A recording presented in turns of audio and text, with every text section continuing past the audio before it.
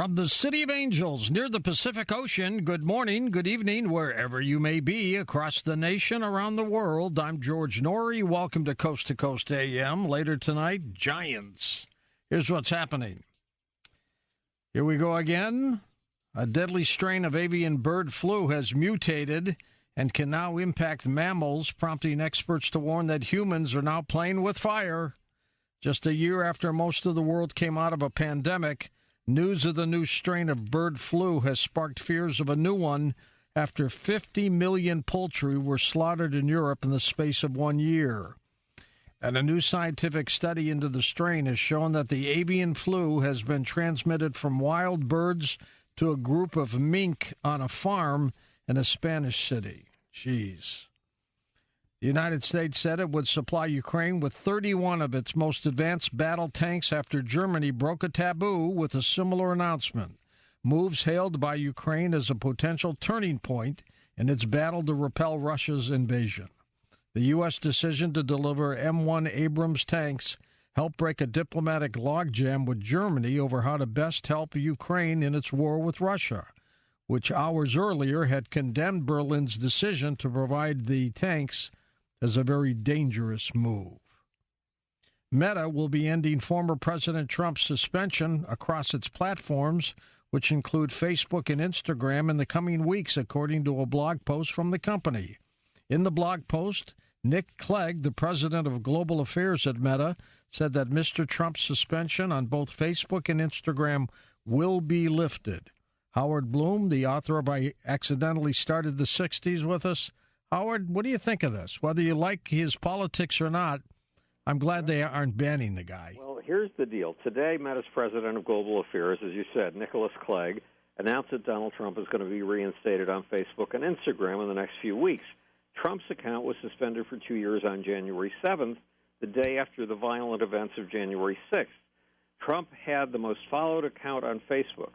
Now, Facebook and Instagram are allowing Trump to return, but with what Clegg calls new guardrails to prevent a repeat of the mayhem of January 6th. Now, Clegg is not just any old corporate executive.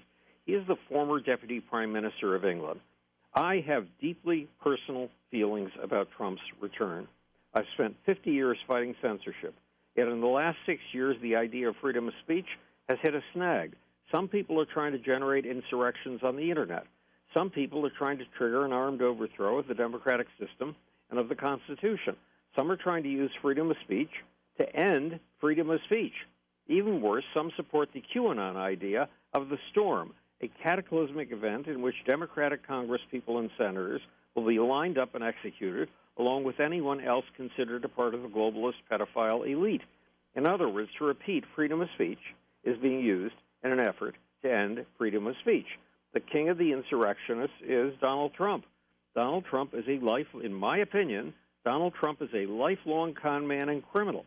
In the 1990s, Trump stole from those who helped him build the opulence of the Taj Mahal Hotel in Atlantic City.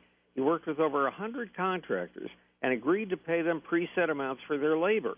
When they finished their work, Trump either paid them far less than the agreed amount or did not pay them at all, driving some of them out of business. That's theft, and theft is a crime. From 2006 to 2010, Trump conned the savings out of retirees with his Trump University. Trump University employees encouraged these senior citizens to empty their savings accounts and to max out all of their credit cards in order to learn Trump's personal secrets for wealth, strategies that would make them rich. But the course these Trump University students got in exchange contained no Trump secrets, just rehashed material from old standard issue real estate courses. In other words, Trump stole money from the most helpless among us, and that's a crime. In 2016, Donald Trump brought his criminal mentality to the White House. Donald Trump did not tell militia groups that want an armed civil war, like the Proud Boys and the Three Presenters, to put down their weapons, go home, and become peaceful participants in our democracy. President Trump told them to stand down and stand by, meaning that they should remain at the ready to come when he called them. They should act as Trump's private army. It was Donald Trump who, at his rallies, told crowds to knock the crap out of protesters. I'll pay legal fees. And it was Donald Trump who told over 30,000 lies during his 4 years in office. Now, remember, according to Donald Trump's first wife, Ivana, Many of us think that Trump does not read books. That's not true, she said. He keeps 2 books by his bed and reads them before he goes to sleep. The 2 books are Mein Kampf and My New Order. The author of both books is Adolf Hitler. Trump apparently uses these books as how-to manuals. Hitler overturned a democratic government, made himself dictator, without ever receiving more than 37% of the vote. He did it with squads of bully boys, very much like today's Boogaloo Boys, 3%ers, and Proud Boys. I don't want to see Hitler's kind of bully boy takeover ever happen here in the United States. So the idea of Donald Trump on Facebook and Twitter makes me really queasy. Don't hold back, Howard. Howard, how do you really feel? I was horrified that you gave me a chance to express all this because I've been bottled up with it. But you know, I'm a Democrat, I'm a liberal, I have my biases, but I love this country, and I love freedom of speech. We balance things out. That's the views of Howard Bloom. A preliminary 4.2 magnitude earthquake struck off Malibu in California off the coast early Wednesday morning, followed by multiple aftershocks. According to the U.S. Geological Survey, the first earthquake happened at 2 a.m., 10 miles south of Malibu Beach. Its depth was reported at 9.2 miles. You can call it quiet quitting or whatever buzzword you like, but the bottom line is workers in the U.S. just aren't happy. Only 32% of the employees said they were actively engaged at work or feeling passionate about their jobs, down from a high of 36% in 2020, according to a Gallup poll. Ms. Shedlock, our registered investment advisor, with us. That's not a good statistic, Mish. Yeah, 18%, George, said they're actively disengaged.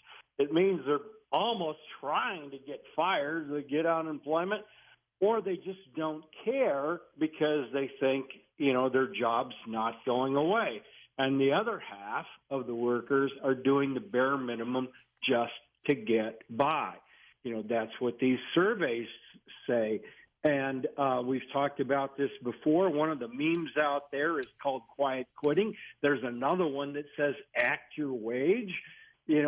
People have this idea that, they're worth far more than what they're being paid for.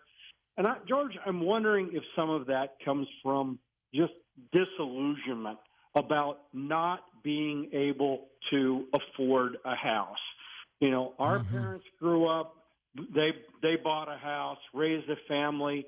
We grew up, our generation, the baby boomers, did the same thing. A home, George, is simply out of reach.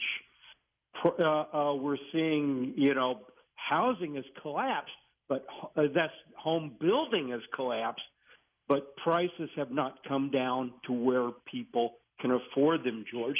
I think that's part of what's going on. Meanwhile, we have some interesting stats out from the BLS today on they've revised, not revised, they came out with their quarterly estimate of jobs for the second quarter. And what they said, this is one arm of the BLS, said that employment was down 287,000 March to June from the first quarter. The household survey, and I know you've heard me talk about this before, the household survey said that jobs were down, or employment was down 271,000 in the March to June. Meanwhile, the headline job report number that everyone goes by says that from March to June we gained over 1 million jobs.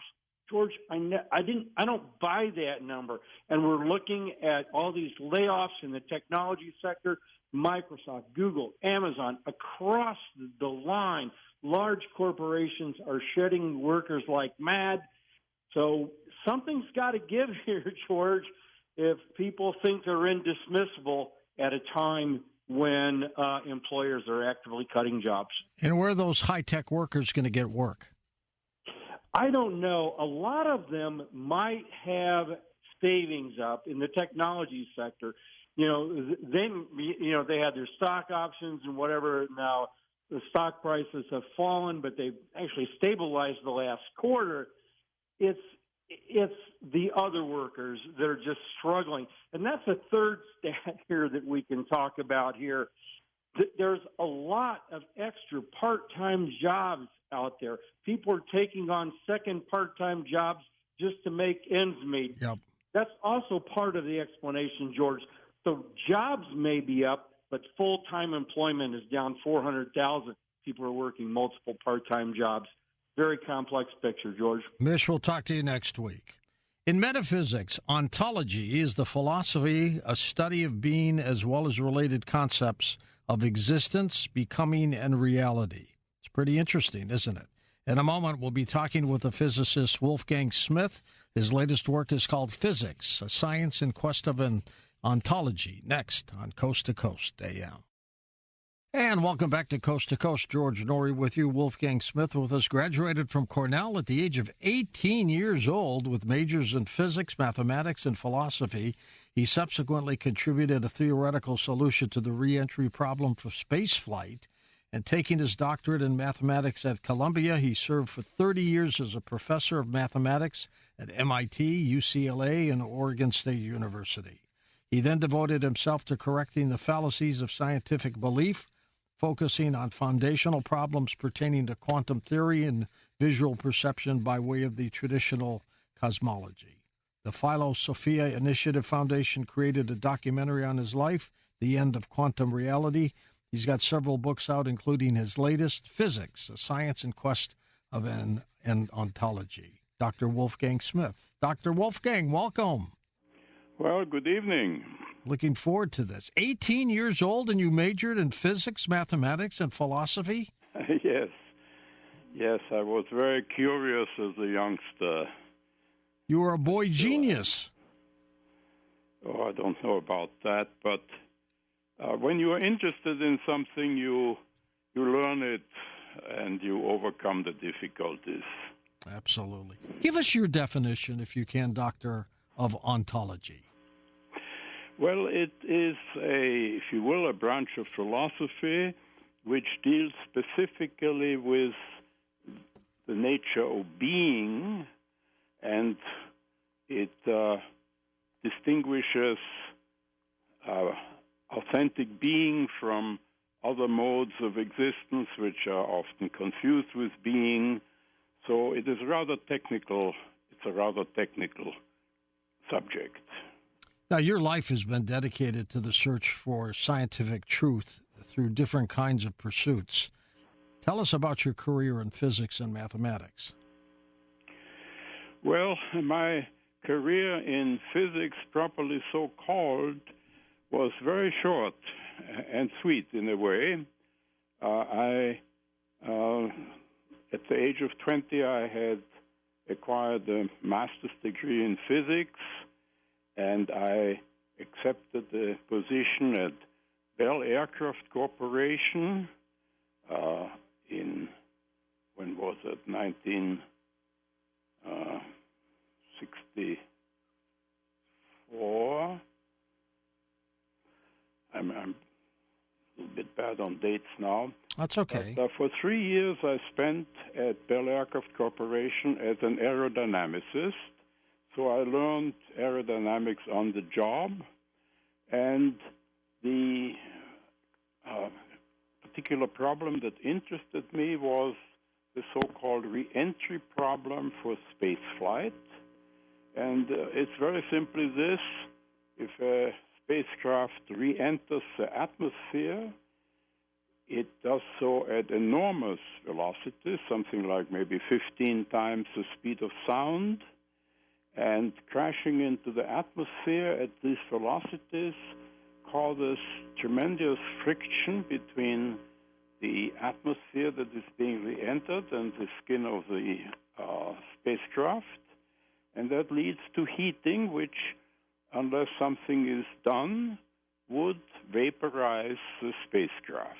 We had always heard about re-entry problems with that heat. This is a re-entry problem, and I decided to tackle it in a very straightforward way, namely to lubricate the surface of the spacecraft. And of course, if you lubricate solid rubbing against solid, you lubricate with a viscous material. And if you lubricate air rubbing against a solid, you have to lubricate with a gas. So this was a mathematical problem, and I did the math. I used helium as the lubricating gas, and I found that a very, very slight amount of helium diffused into the boundary layer is sufficient to take care of the heating problem. And in fact, instead of heating, the skin of the spacecraft will cool. So in 1953, my first paper ever in the Journal of Aeronautical Sciences was on the effect of diffusion fields on the laminar boundary layer. And this was, as I said, my first job as a physicist, and it was my last, because after that I decided to go into mathematics rather than physics. So my physics career was very short, and it produced exactly one paper. Well, you still did a pretty good job with that, too. You had a chance to meet Albert Einstein when you were a youngster, didn't you? Yes, it was rather accidental, but of course I will never forget it. We had just come from Europe. I came from Austria, and it was my first summer in America. I was 11 years old, and we were, all of these German-speaking people were housed in a hotel in Lake Placid, New York. And it so happens that Albert Einstein was vacationing also in Lake Placid, so the owner of the hotel asked Professor Einstein if he'd kindly come and talk to the people, which he very graciously did. And I will never forget it. I don't remember a word of what Albert Einstein said to us on that occasion, but I remember the impression that he made. First of all, I was very excited because I had asked my mother who is the most intelligent man in the world, and of course she said Einstein, so I was obviously very excited to be face-to-face with the most intelligent man. But what I remember most from this meeting is how very, very simpatico Einstein was. I mean, here he was regarded as the most intelligent man, and he was absolutely humble, absolutely unassuming, very, very sincere and simple in his the way he presented himself, and I could not but like him very much. And what about his thoughts on God and the existence of life after death and stuff? He was a believer in that, wasn't he? Well, in a way, yes, but not the way believers usually believe. I think these beliefs were somehow qualified. But I must be honest with you and tell you that later when I had occasion to learn about Einstein's ideas, both in regard to physics and in regard to other matters, for example, religion, I found that I did not agree with him at all.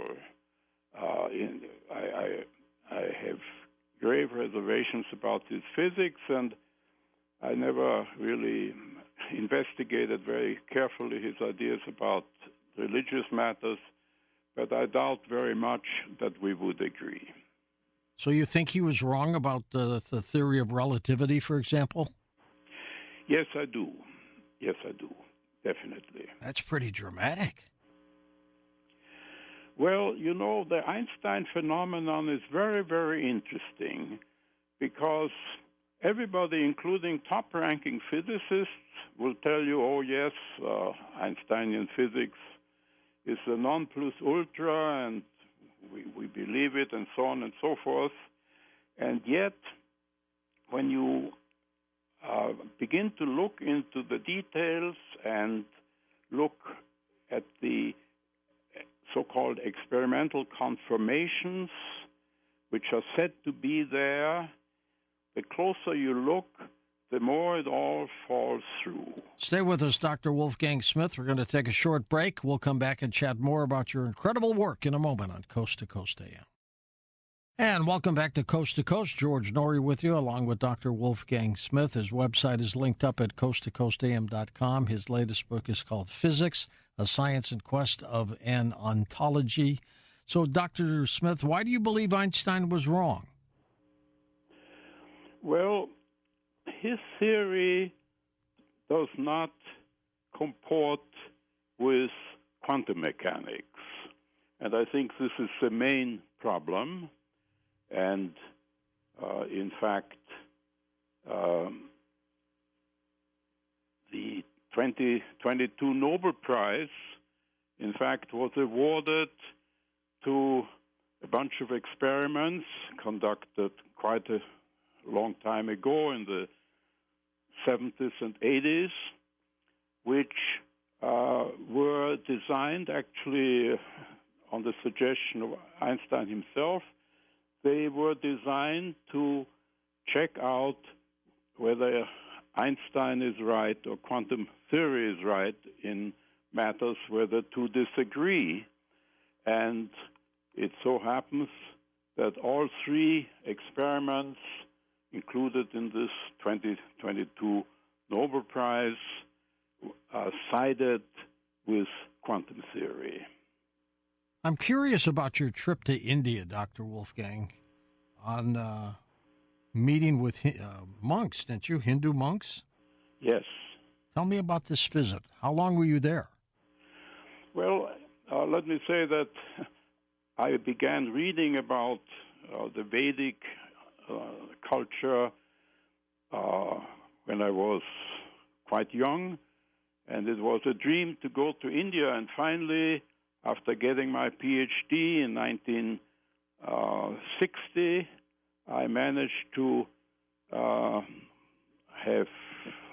secure 7 months to get out of the academic world, and I spent these 7 months in India, and I wanted to become acquainted with sadhus, with people who spend practically all their life and energies in yogic practice, seeking to attain a kind of knowledge which is very, very hard to attain and requires a lifelong dedication.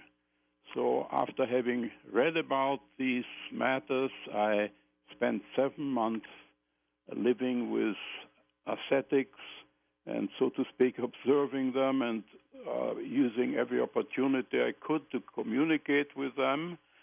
And I must say that I was very, very impressed with what I saw and experienced there, and completely convinced that these ancient practices are really effective. These are not imaginary things. These are actual discoveries. And I should say that one of the things that fascinated me about these Vedic practices is that the cosmology, which I was always attracted to from early age to till now, my very old age, is the Platonist. I firmly believe in the Platonist ontology, and simply put, the Platonist conception of this integral cosmos is tripartite. So let me just quickly explain that. Okay.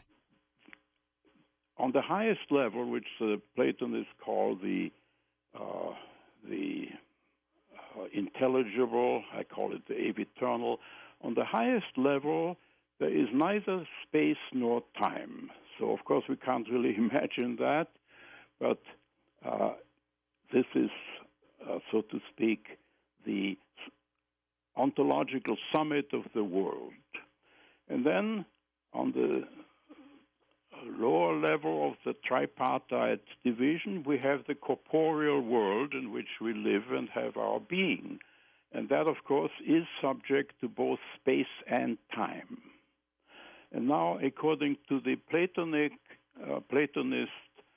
ontology, between the intelligible and the corporeal, there is an intermediary level, which I call the intermediary, which is subject to time but not to space. So this is a Platonist ontology, and I believe in it completely, and I feel, in fact, that in order to understand physics ontologically, this is the way it can be done. One of the things, Dr. Smith, that Einstein talked about was spooky action at a distance, where objects can be moved without touching them. What do you think of that?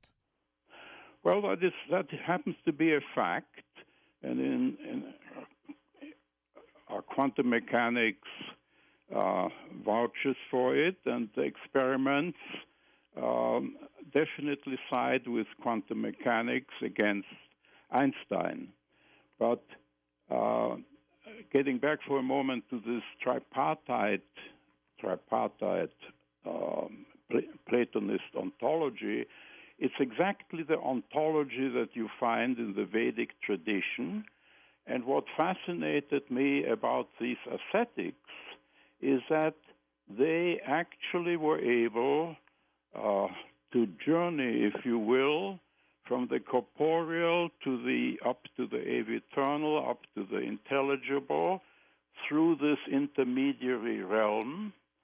And what for us is ontological theory is actually for them something that they experience in their daily life.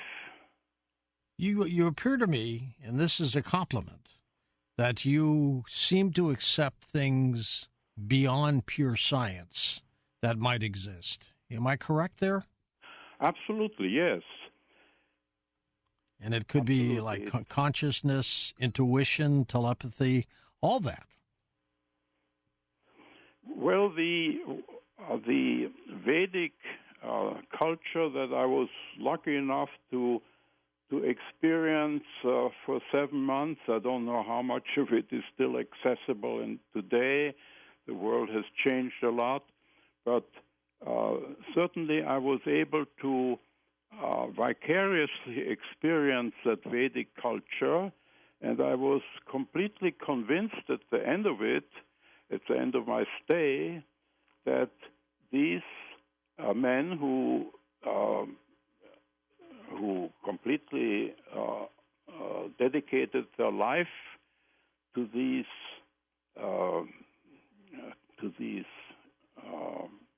inquiry, they actually attained, if you will, empirical knowledge of these three different levels. To us, it is theory because we are very much constrained to this corporeal level. Everything else is rather hypothetical for us. But for these men, it is actual daily experience. And incidentally, I'm convinced that the Platonist ontology actually derives also from this kind of yogic experience. I am convinced that Pythagoras gained knowledge in Egypt as a disciple of Egyptian masters. So in other words, the Vedic tradition and the Platonists are closely related, and in a sense, it is the same tradition. Tell us a little bit about your book, Physics, A Science in Quest of an Ontology. Well,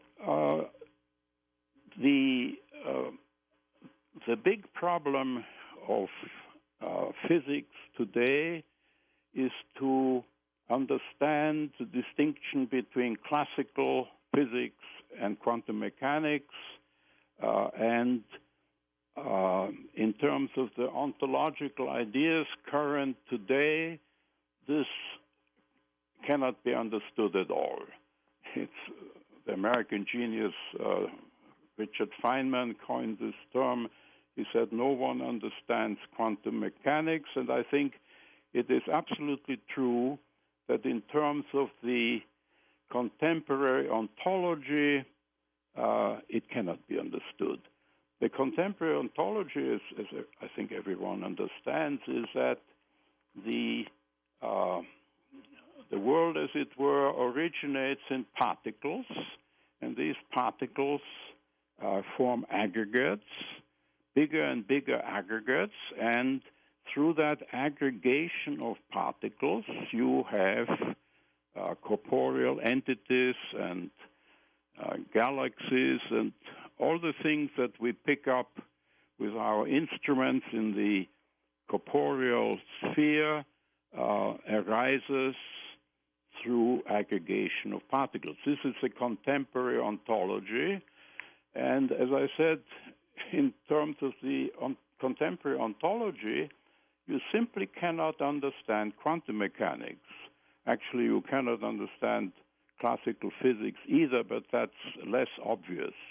What everyone recognizes is that quantum theory is an impenetrable mystery. And now, from a Platonist point of view, everything is really antipodal. Things arise not through aggregation of particles, but they come in the opposite direction from the aviternal realm. They descend by a kind of causation that is not known to physics because it cannot be conceived in terms of differential equations. It is a causation that I call vertical causation. So from a Platonist point of view, the origin of the things of our cosmos is just opposite to what contemporary science conceives it to be. We're going to take your calls next hour with Dr. Wolfgang Smith. He is an expert in physics, and let's see what kind of questions you come up with. If I understand quantum mechanics correctly, it has to do with atoms in the subatomic level, doesn't it? Yes, atoms and first so-called quantum particles. So the atoms are composites of quantum particles. So the fundamental thing is the so-called quantum particle. How did we discover those particles? Well, the first one to be discovered was the electron. In 1897, Thomson discovered it, and essentially a kind of radioactivity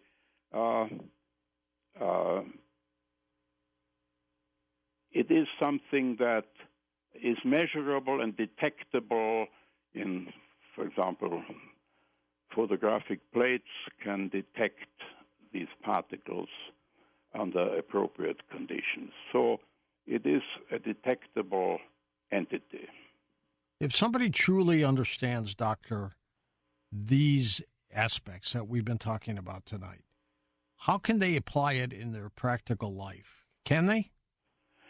Well, the amazing thing is that even though, according to Feynman, quote, no one understands quantum theory, its practical applications have been enormous.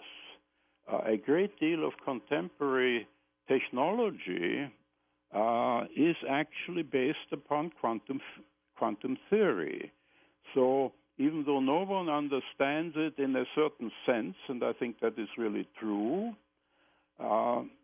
it has been one of the most successful branches of physics, and one of the branches of physics that has had incredible practical applications. It's truly remarkable what it is. How do people get your indeed. book, Physics, a Science in Quest of an Ontology? Where do people buy it? Well, it's available on Amazon, and an ordinary bookstore will be able to supply it. In fact, it was just published, I think. Official publication was 2 days ago. Yeah, so now just came out. It's available like any other book. Just came out indeed. What do you think the next breakthrough in science will be, Doctor? Well, that's a wonderful question. I think in a sense the next breakthrough will be the realization that Einsteinian physics was, how shall I put it, a bridge too far. In other words, it doesn't really work. And I know that this comes as almost unbelievable given the it's a shock. Incredible prestige and renown of Einstein. But when you take the trouble to look at the empirical side of it, you ask yourself, what are the experiments that have really verified it? You find, to your great surprise, that what you have learned in this regard in high school or even in the universities is not true. We're going to come back in a moment, Dr. Smith, and take phone calls with you next hour on Coast to Coast. We'll put your science hat on. Dr. Wolfgang Smith with us. We're talking about physics and science, and we'll take your calls when we come back on Coast to Coast AM. And welcome back to Coast. George Norrie with Dr. Wolfgang Smith. This is fantastic. How'd you get interested in physics, Dr. Smith?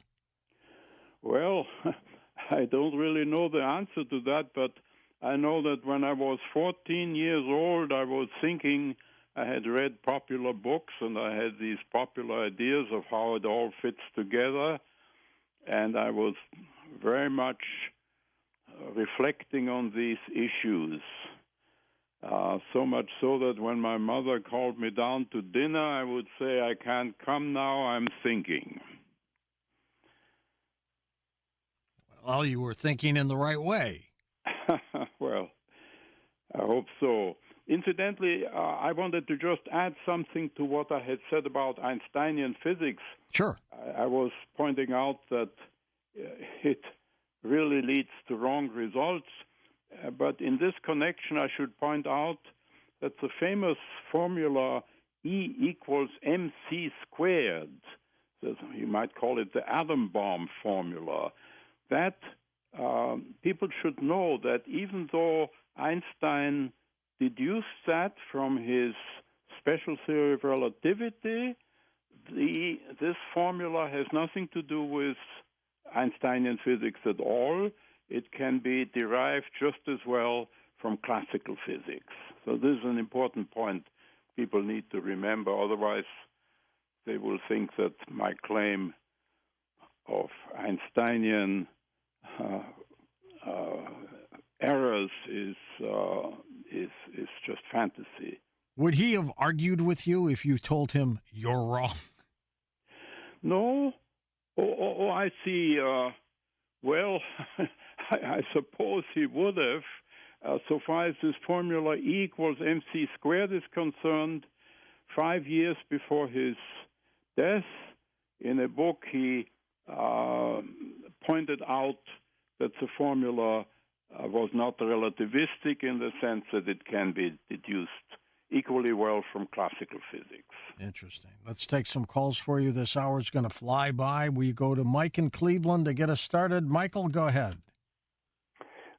Thanks, George, for taking my call. Sure, Mike. And pleasure hearing your conversation here, Dr. Smith.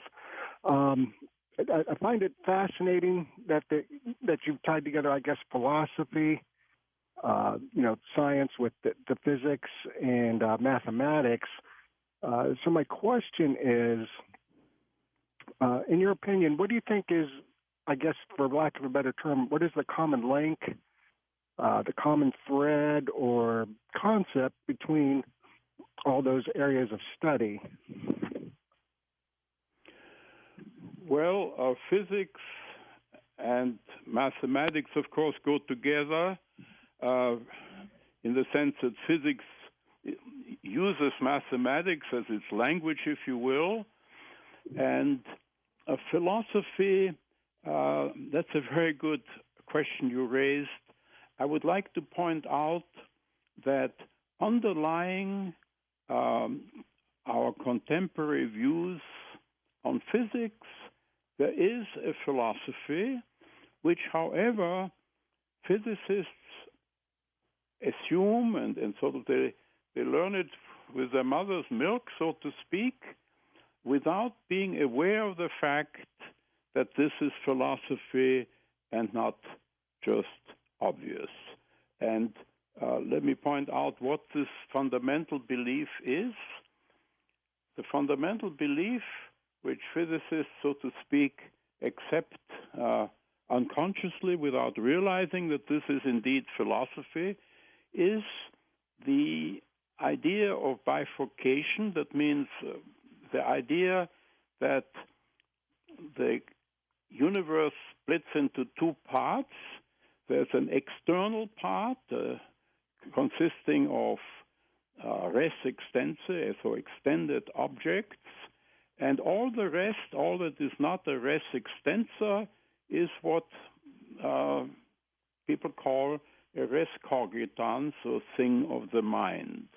So this dichotomy between the objective world consisting of extended entities, the kind of thing that physics can deal with, and everything else reducing to res cogitans, this is the fundamental assumption. It's a metaphysical assumption, which I believe physicists make unconsciously, so much so that if you try to ever explain it to them, they don't really understand what you're talking about. Let's go to Mike in Denver on the wild card line. Hello, Mike. Go ahead. Hey, George. Good morning. How are you? Great, Michael. Thank you. Good. And Wolfgang Smith, thank you so much for your presentation. You are a brilliant physicist, and I think history will remember you as such. So thank you for your work. And then I just had a quick comment and question. So I wanted to ask you about David Bohm, who, of course, was regarded as one of the most influential theoretical physicists of the 20th century. He had a theory called the hidden variable theory that basically states particles are indeed particles at all times, not just when they are observed in a certain way. And I was wondering what your thoughts on David Bohm are and his hidden variable theory. Well, I think it is a very, very brilliant mathematical theory, and in fact it's a masterpiece, but I think the thought behind it is unacceptable to physics. The thought behind it is this.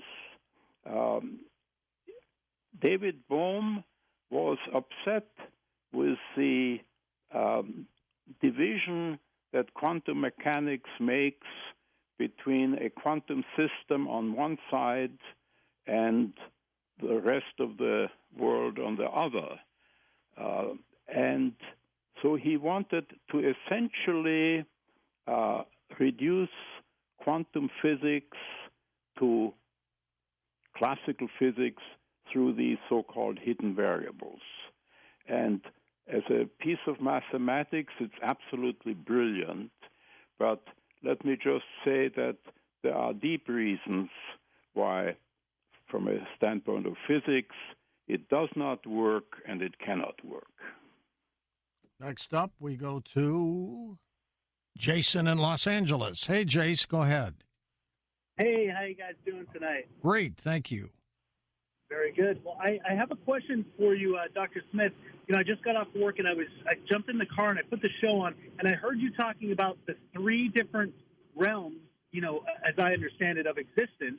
And it made me, it brought to mind the Bible and the biblical narrative where it talks about three heavens. You know, there's the heavens that we see, you know, our space, the sky, the physical realm. There's a second heavens, which, you know, the fallen ones, the fallen angels were sent to when they got kicked out of heaven, and they're relegated to time, but not space. And then there's the third heavens, which God exists in, which is outside of both, you know, and we know that because he there's prophecy. You know, he tells stuff before it happens, where obviously the second heavens, they don't have that ability. So I was wondering, in your opinion, do you see a correlation between the two? And it's just not, you know, there's other biblical or ancient texts that talk about this as well. And if so, if you see a correlation, what happened to this knowledge? Why do these ancients write about this stuff? You know, and this was before the dawn of the Age of Enlightenment. And somehow, you know, Einstein got it wrong, or has it been covered up? Has it been obfuscated? Where has this knowledge gone? And why don't we know about this? Why isn't it more readily known about? Thank you, guys. Well, that's a very interesting question. Deep. Yeah. Let me say, first of all, that I do not believe that this tripartition that you just mentioned is in any way equivalent to the tripartition that I mentioned, the Platonist tripartition into the intelligible, the vital, and the corporeal realm. There are many triplicities of great importance, but they are not all equivalent. So I think one needs to be very, very careful there. That was the first point you made. Would you be good enough to quickly remind me of the second point? He was talking about the physical realms and the godly realms and different realms like that of existence. Yes. I do not believe that these other triplicities that you mentioned are equivalent to the Platonist, which incidentally it's not only Platonist, it goes throughout the Vedic tradition. There's no ontological difference between Platonism and the Vedic tradition, which incidentally is the oldest in the world. So these are two variants of one and the same tradition.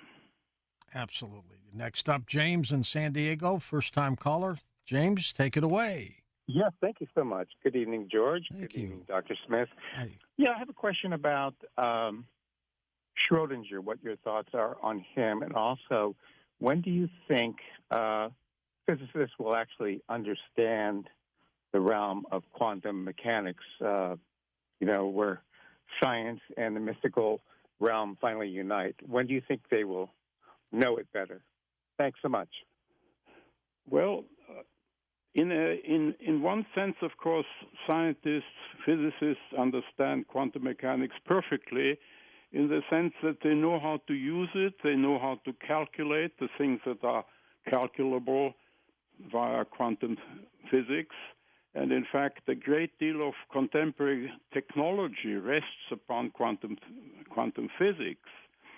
On the other hand, I think what you're referring to is to understand it not in the sense of what it can predict, but in an ontological sense, to understand how this is related to classical physics. And there I am persuaded that in order to understand it, you need an entirely different ontology from the sort of intuitive ontology that is now in vogue in the science community, in the physics community. And I think what you need in order to understand the difference between classical physics and quantum theory is the Platonist ontology that I have been talking about, and that my latest book attempts to not only explain in its own right, but to apply as a basis of physics. Dr. Smith, what do you think of the late Austrian Nobel Prize-winning physicist Erwin Schrodinger that he had mentioned? What do you think of him? Well, I think that Schrodinger, of course, he was one of the discoverers of quantum mechanics, Werner Heisenberg being the other. And I think that Werner Heisenberg's understanding of physics was far deeper than that of Schrödinger. Schrödinger was still more classical in his understanding of quantum physics. He tried to understand quantum physics more or less on a classical basis, whereas Heisenberg understood from the start, so to speak, that quantum theory is something entirely different from classical physics, and that these so-called quantum particles are not real entities, so to speak, at all, but what he called potentiae. So Werner Heisenberg, who was the son of a classicist, understood quantum mechanics much more deeply than Schrödinger from a metaphysical point of view. East of the Rockies, Joe's with us in Long Island, New York. Hey, Joseph. Yeah, hi, Wolfgang. I want to go to World War II and then trains. On World War II, you had radar, which supposedly was invented. You had radar. You had Morse code, which was supposedly invented by a woman actress. And then you had submarines that were going pretty deep, maybe bursting, and landing planes at a high speed on an aircraft carrier on the stop of a dime. So I'd ask you about the physics involved with that. And on trains, I think this relates a little bit to the theory of relativity. I remember coming out of Chicago going west on Amtrak, and the train adjacent, you couldn't tell whether it was moving in what direction or whether the train you were in was moving in what direction. And I think that one explanation of the theory of relativity used that, two trains next to each other. At one time I had read that. And also trains can't stop that easily, similar to with the planes on the aircraft carriers. They take maybe a block or two to stop if somebody comes across the tracks. Well, what you say is very interesting, but my feeling is that the range of velocities needed before any kind of so-called relativistic effects can become significant or even measurable is much, much greater than anything that can be achieved, say, by trains. So in theoretical discussions, you sometimes encounter an allusion to things like trains, but this is just for illustrative purposes. The velocities accessible are really way too low to manifest any kind of relativistic effects. Where does science take us in the next 20 years, Wolfgang? What's going to happen? Well, I honestly believe, for one thing, that Einsteinian physics will be, so to speak, exposed as a very interesting idea which didn't work. And incidentally, the one thing that has prevented not only scientists but the public in general from ever conceiving that Einsteinian physics might not work is the famous formula E equals mc squared, the atom bomb formula, if you want to call it that. Energy equals mass times the speed of light squared. Exactly. And it so happens that this formula has nothing to do with relativity theory at all. Now, it is true that Einstein derived it on the basis of his 1905 paper, his special theory of relativity, and it can be derived that way. However, and this is something that I guess even physicists don't generally know, the fact is that this formula has been in the literature long before 1905, long before Einstein came out with his special theory of relativity, because it is derivable from classical physics, and in fact, you can find it in the classical physics journals, which antedate Einstein by decades. We're going to come back in just a moment with Dr. Wolfgang Smith and take final phone calls. His books include Physics and Vertical Causation, Cosmos and Transcendence, Physics, a Science in Quest of an Ontology that we're talking about tonight. But we will be back in a moment with your final calls on Coast to Coast AM. And welcome back to Coast. George Norrie, along with Dr. Wolfgang Smith. We're talking about his book, Physics, a Science in Quest of an Ontology. What are the chances of you getting a Nobel Prize for Science, Dr. Smith? Oh, no. I've really contributed nothing to science. I hope I have contributed to the understanding of physics, but that's a different subject. Let's go back to the phones in the last half hour that we have left. Don on the international line in Alberta, Canada is with us. Hey, Don, go ahead. Hi, George. Hi there. So my understanding is Einstein said to truly understand the atom is to touch the face of God. So meaning the atom creates different things in different levels of vibration. But down here on the physical plane, I've always understood the laws of physics, that. But then you see anomalies, like when you use emotional energy, like focused emotional energy, you can snap a piece of steel that technically shouldn't be allowed to break. Or you see, well, in certain businesses, they call them like gremlins. They're attracted to like heat, electrical, vibration, anything like that. And they just create absolute havoc with equipment. Or I watch people that are emotionally explosive all the time. They're always replacing extra parts on their cars and stuff like that. So I guess my question is where does this fit into the laws of physics, like all these anomalies that come around? I don't know about like Uri Geller can bend spoons, right? Okay, how does that fit into the physics? Or you see stuff just flying around the room, or how does that fit into the laws of physics? Is there like an anomaly happening in the field or something? I don't know. Well,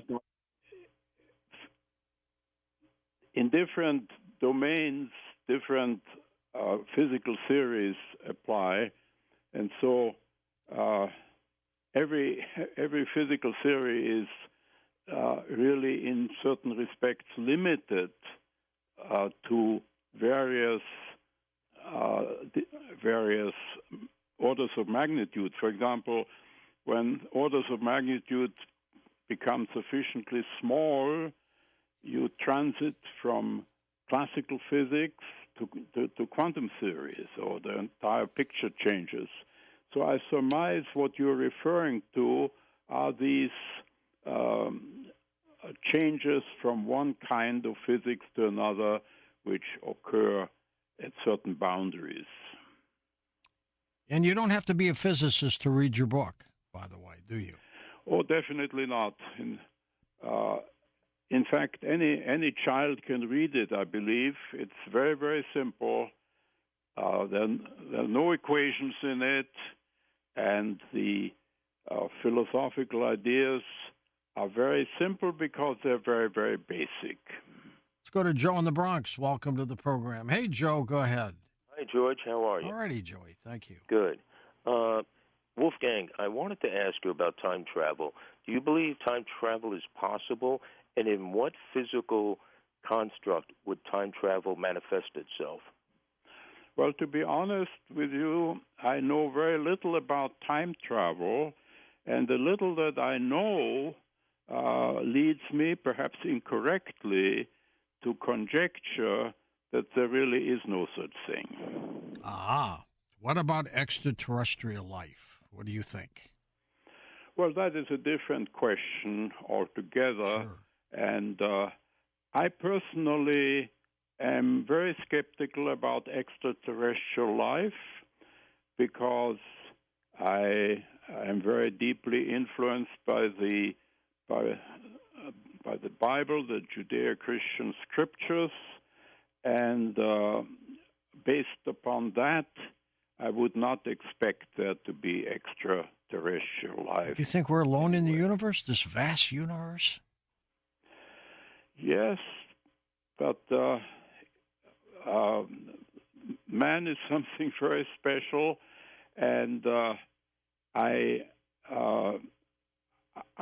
think most believers in the Judeo-Christian tradition will agree with me on that point, that extraterrestrial life is not to be expected. West of the Rockies, Linda in Spokane, Washington. Hello, Linda.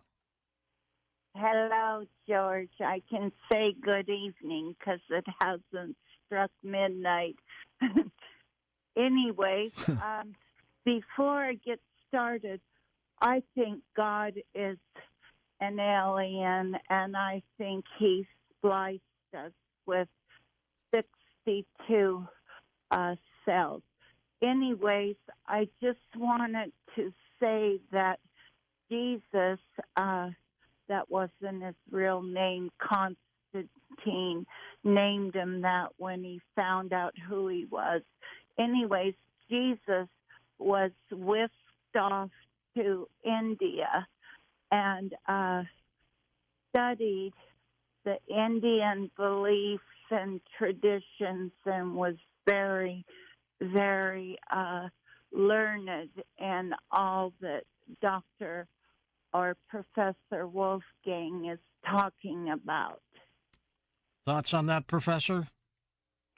Well, I'm not sure what the question is. Would you mind? When you were in India, did you hear any stories about Jesus being down there? Yes, indeed I did. In fact, I can say that there is a widespread belief to that effect. And incidentally, considering the fact that Scripture gives us no information at all about Jesus from the time he was just a boy to the time when he suddenly appears as the great master and as the central figure of the Gospels. So there is it is not at all unlikely that Jesus did travel to the eastern part of the world, because, as I said, Scripture gives no information as to what he did for many, many decades. Let's go to John in Alberta, Canada, east of the Rockies. That's the line he's on. Hi, John. Go ahead.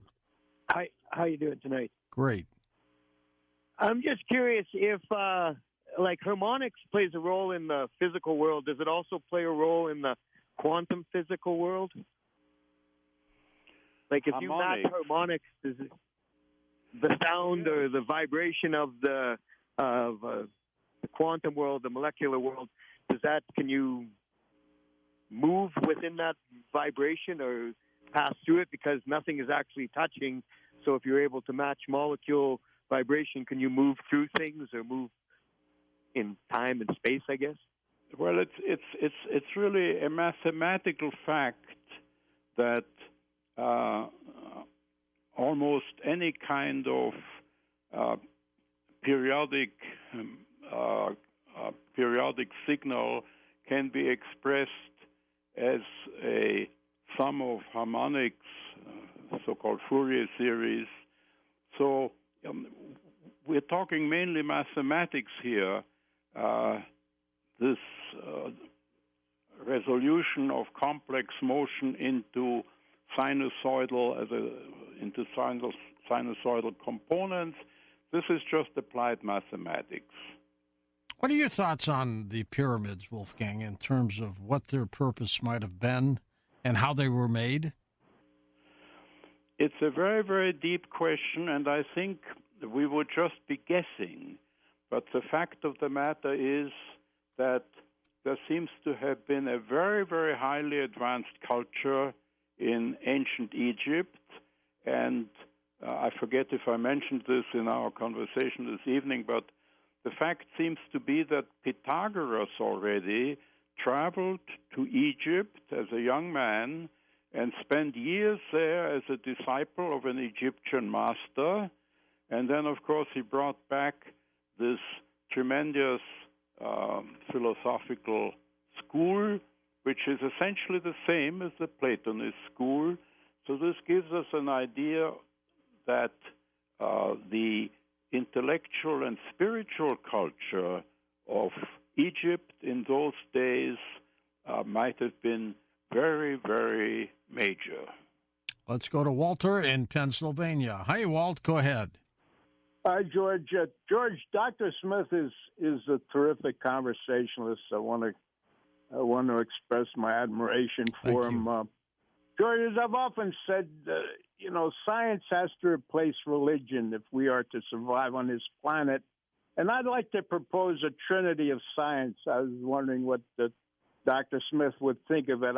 I would submit that gravity is the Father, electromagnetism is the Son, and quantum entanglement is the Holy Ghost or the Holy Spirit. And our challenge is to reconcile those three into one God, into one force, which is, I think, what Einstein was trying to do, which he failed to do with his coming up with a general theory of relativity.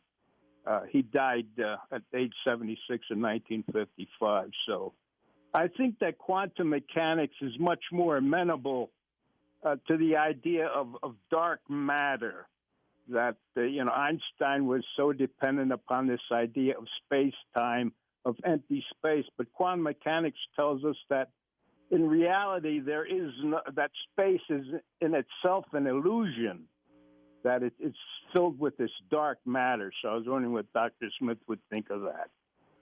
Well, first of all, I must say that I cannot accept your the ideas you expressed in the early part of your commentary about science replacing metaphysics or religious thought. I simply cannot believe that. And so far as what you said about in the latter part of your commentary, I would point out that I'm very, very skeptical about such things as dark matter. I think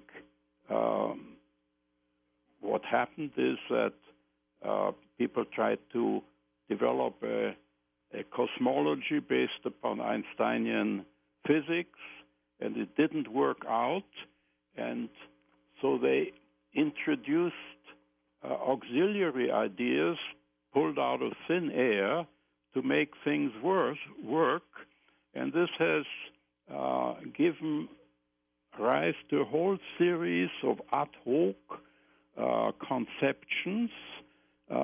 Whenever something doesn't work out, the problem is resolved by introducing another one of these ad hoc conceptions.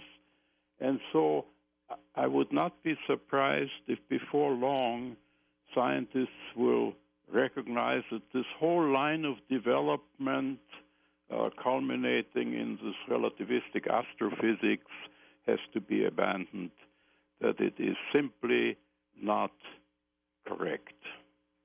Wolfgang, if you could change anything about science, anything, what would that be? I think I would exclude Einsteinian physics from university curriculum. Ah, he wouldn't be too happy about that now, would he?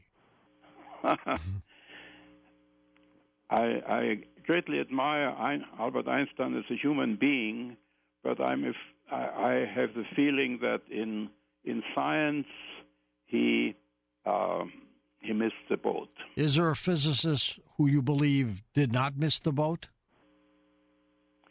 Excuse me, sir, I'm sorry.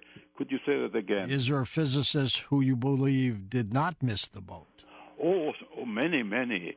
I mean, for example, Heisenberg was one of the most enlightened ones, and yes, there are a great number of physicists who have a very accurate view of what is valid and what is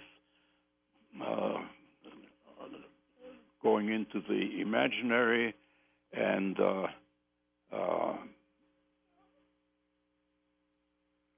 I think Einstein has many more critics than are willing to. I have an advantage. I'm outside of it all now. I can say whatever strikes me as true and valid. Well, you did a very good job. Thank you, Dr. Wolfgang Smith. The book, again, folks, is called Physics, A Science in Quest of Ontology. Up next, we're going hunting for ancient man.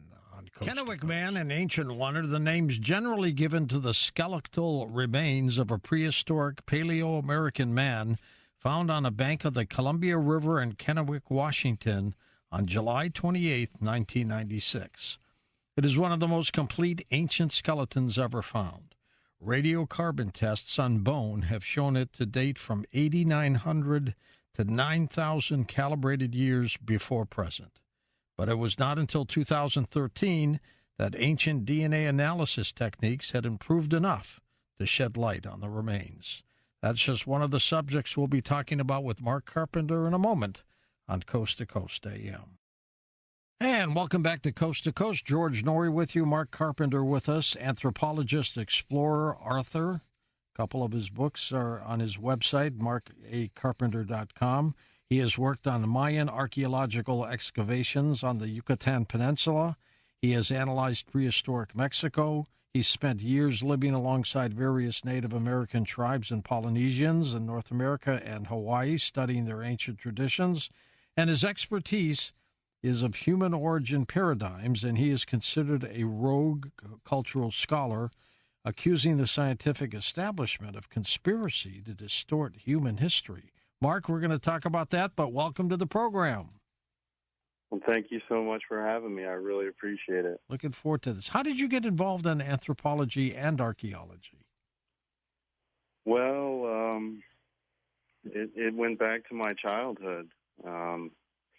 Like a lot of 80s kids, I thought Indiana Jones was a very cool character, and my father and his family had some rural land out in Ohio, the Ohio River Valley. And there were burial mounds out there, not on our land per se. But, you know, when we used to drive through, I was fascinated by these burial mounds. And my father didn't really have a satisfactory explanation. So that's kind of where it all began. Fascinated ever since, haven't you? Yeah, I was hooked. I had to know.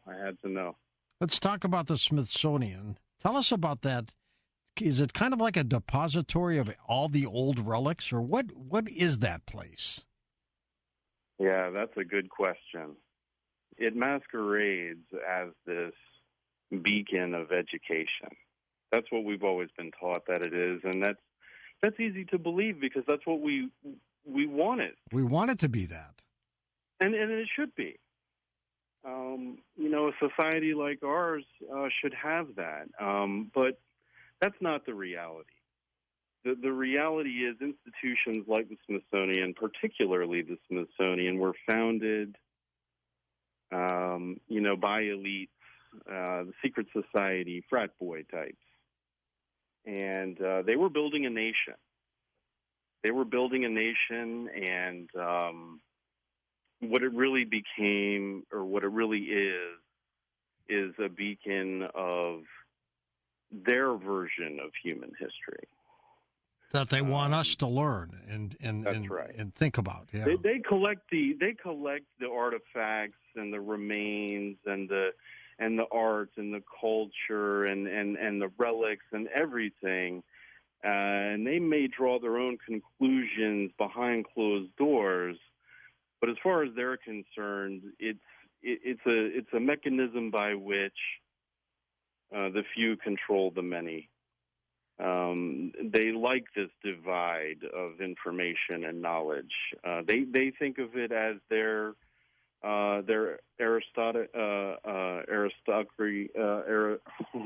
aristocracy. Thank you. Their aristocratic privilege is what I was trying to say. What was it, Mark, that got you to start thinking this way? You're not alone in this, by the way. But what was it that got you to think this way? My paradigm was lost in Mexico. What happened? The Yucatan. I was head first in to be a PhD, and I was prepared to spend my life toiling in the jungles of Mexico to understand the Maya and their disappearance, or their alleged disappearance. Right. And it was like the disillusion tale of a film. I found myself, my naivete was just shattered. I found that this was a rigid orthodoxy, and you were going to get in line or you were going to drown. And I was obsessed, I still am, with Pakal and the Red Queen at the ancient Mayan site known as Palenque. And what I found there was a cover-up. Those remains are missing. The DNA from Pakal and the Red Queen. And for anyone who's not familiar, Pakal and the Red Queen, think of them as like the King Tut of Mayan archaeology. Mm-hmm. These are rock stars of the Mayan archaeological world. Most important find in the history of Mayan archaeology: 2 pristine rulers' tombs discovered in burial chambers within pyramids. Well, why distort the information about them? That is such a priceless question. Why? To understand that question, we really have to go back to what we were talking about before, the founding of institutions like the Smithsonian. And we need to understand how these institutions operate, who controls them, the money, of course. And in this case, we've got the INAH, which is the National Institute of Anthropology and History. They're essentially the Mexican Smithsonian. They were funding this dig on a dollar-for-dollar matched basis with the Rockefeller Foundation. That's pretty extensive.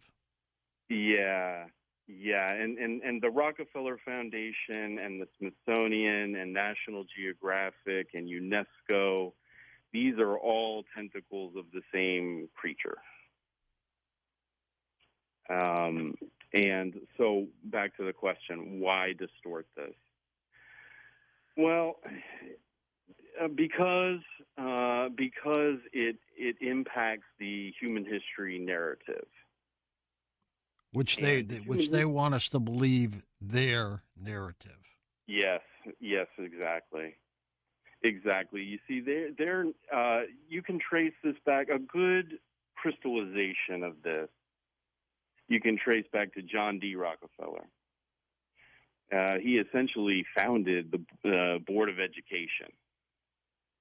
I believe this was 1910. It could have been 1901. I get the 1 and the 0 mixed up. But when he did so, I forget what it was, $1 billion, 300 million in 1901, 10.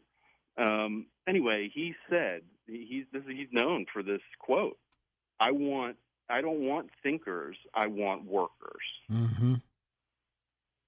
So if you really want to boil it down, that's, I think, the human history narrative is designed to enslave the public. What would they want us to believe, Mark?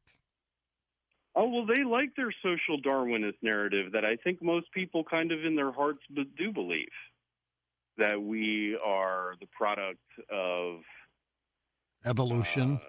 Yeah, we are the product of it. Now, that's a tricky business there because we're not going to discount all of evolution, but what we're really talking about there is the origin of species, which is a huge misunderstanding. The point being that if humans believe, the public believes, that they are essentially animals, and the product of this evolution, and the focus of their life really is what? Materialism, then. Consumerism. Well, they like that just fine. And they would rather not tamper with that. And these discoveries most certainly would do that in the hearts and minds of people, hence why I am here on this program. Do they not want us to believe in God, Mark? They don't. They don't want us to believe in God. They pretend like religious freedom is important to them or to the nation, but that's not the reality. That they would prefer, because you see, a public that is devoted to a deity, and mind you, this has nothing to do with what the reality is. It doesn't matter. You can, we're not drawing any divisions here, but a public that is devout in their religious beliefs, well, their deity and their beliefs then are the supreme authority in their hearts and minds. However, if they are reduced to animals, worker bees in a colony, well, then the state authority is essentially their God. Why would they care, Mark, what we believe?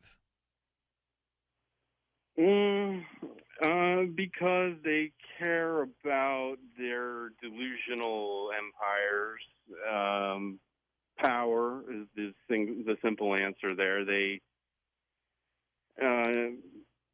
Their rule over the masses and their empire, which, by the way, again, is kind of a delusion. It doesn't really belong to them. They think it does because they control the money. But so that's they would just prefer our box, meaning our mental box, to be smaller, not larger. We started this program talking about the Kennewick man. Can you explain a little bit more about him and why you believe there could be a little controversy here? Yes. So Kennewick man, the reason I wanted to begin with this is because Kennewick, there's been for years, many years now, and I'm sure you're very familiar with this, there's been rumors and claims of a Smithsonian conspiracy, as we said, to distort human history. And most of these claims revolve around the early 20th century, late 19th, early 20th century discoveries of abnormally large skeletons. Giants. Yes. Right? Yeah. Giants unearthed in the burial mounds, just like the ones I was speaking of earlier in Marietta, the Ohio River Valley. Okay. So Kennewick man is the proverbial smoking gun that proves definitively here and now a Smithsonian conspiracy to distort human history by way of concealing abnormal human remains. Where are the remains as we speak? The Kennewick man's remains, as we speak, were allegedly repatriated to a secret location back near where he was discovered by an indigenous tribe. Allegedly, a ceremony with 200 natives and some scientists allegedly repatriated these remains back in Kennewick near where they were found, allegedly. You still think they're at the Smithsonian, don't you? I don't know. They're so compromised. They're so compromised. I wouldn't be surprised if they pulled some sort of scam there. Would this skeleton of Kennewick show us that he might have been a giant? Yes, I think so. They claim he was 5'7", 160 some odd pounds. But I can prove definitively, and by their own evidence, when the Kennewick controversy initially erupted, the Smithsonian, who likes to play hide and seek with these bones, was suddenly caught with their pants down. And there was like a 9-year court case over this and all that, wasn't there? Yes, exactly. Because of the controversy between the government, the scientists, and the Native Americans, there was suddenly mass media interest in these bones. Yeah, the Native American tribes claim those bones were theirs, right? Yes, they did. The Native Americans claimed those are our bones, and we want them repatriated under the Act. And the government, was sort of playing tug of war with them. Interestingly, the court ultimately ruled that the U.S. Army Corps did act in bad faith, and they ended up having to pay $2 million of the Native Americans' court costs. So they were, by way of legal precedent, they were lying in court. But anyway, the point is, mass media like NPR and the Smithsonian, they were forced to reveal photographs of these bones because there was too much interest by too many people who were not involved in any kind of conspiracy for them to play dumb like they normally do, or just claim nonsense, right, with the older bones. Oh, those bones never existed, whatever. But everybody knew these bones existed. Was this a big story back in '96? It was. It was big. It was international news because of the scientific weight of it, you see. Right. And so when they would normally not like to reveal these bones to anyone ever, they suddenly found themselves, being hounded by powerful media journalists demanding photos of these bones that they know they have. And so, if you carefully examine now, the real bone photographs were quickly eclipsed by loads of photographs of replicas. Ah. Now, they admit that they're replicas, but the trick is, the devil is in the details. The replica skull and skeleton is quite different than those original photos. If you examine those original photos carefully, what you discover is a radically deformed skull. And a large skull at that. A very, very large, deformed, I've seen a lot of deformed skulls in my day, and this is one of the most warped I've ever seen. Now, what makes that so significant? Yeah, so it's not just the warped skull. Another more careful examination of the bones also reveals that he has 5 fingers on his right hand, but no thumb. And he has the additional bones for a thumb. So he certainly had a thumb. And this would mean that he had 6 fingers. 6. And that would make him a polydactyl. Was that common in that time period, 9,000 years ago? Well, I'll tell you where it is common. It's common in ancient tradition in relation to narratives regarding these hybridized giant species like the biblical Nephilim. Aha, okay. The book of Samuel specifically says... Cross between man and angel, right? Correct. That's right. The Nephilim, for any who are not familiar, according to the narrative, were the hybridized offspring of non-human beings, angelic beings, if you like, watchers, many names for them. And the daughters of men. Yes, thank you. And they interbred with mortals, humans, and they created these gigantic, invasive hybrids. And they were lawless and evil and cannibalistic. How tall would Kennewick man be if we were able to get to that skeleton, in your opinion? Well, I could speculate. Now, I can't prove this, but what is interesting about the photo of the skeleton is that the entire photo is taken on a black surface. The bones are deliberately laid on a... Now, see, they did that on purpose because now you have no reference. Scale reference. That's right. Good so point. There's really no telling. That thing could be huge. I suspect, and this is pure speculation, but I would guess that he was probably well over 7 feet. I would say he's between 7 and 8 feet tall. Mark, we're going to take a quick break and come back and talk more with you. Mark Carpenter with us. We'll take calls next hour with him. And welcome back to Coast.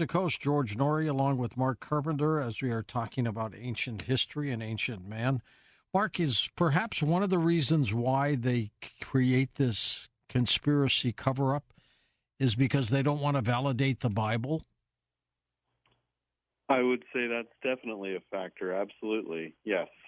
In the early, and when this cover-up began initially, the Bureau of Ethnology, Cyrus Thomas, these types of people, some of the original Bureau of Ethnology, and that, by the way, that was the Smithsonian before the Smithsonian, they concluded that these mounds were the construction of a, quote, vanished race, end quote. It became known as the vanished race theory. And I think they understood absolutely that there were links to the old world and to the biblical Nephilim, and that is definitely a factor for why they would cover it up. At the time, Darwinism was booming, and concepts like manifest destiny, the combination of those two essentially justified any tyrannical, genocidal, eugenic type of agendas that they had. So absolutely, they did not want to validate the Bible. What are they afraid of, Mark?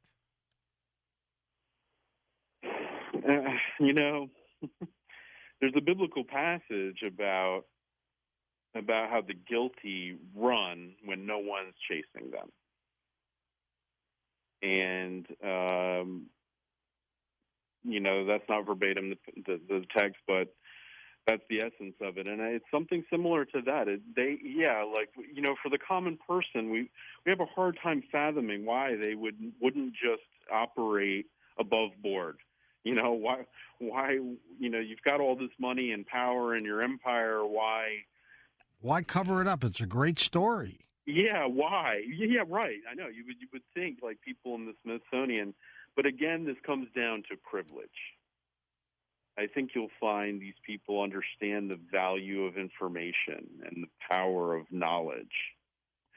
And they regard this, just like in ancient times, that this is an aristocratic privilege.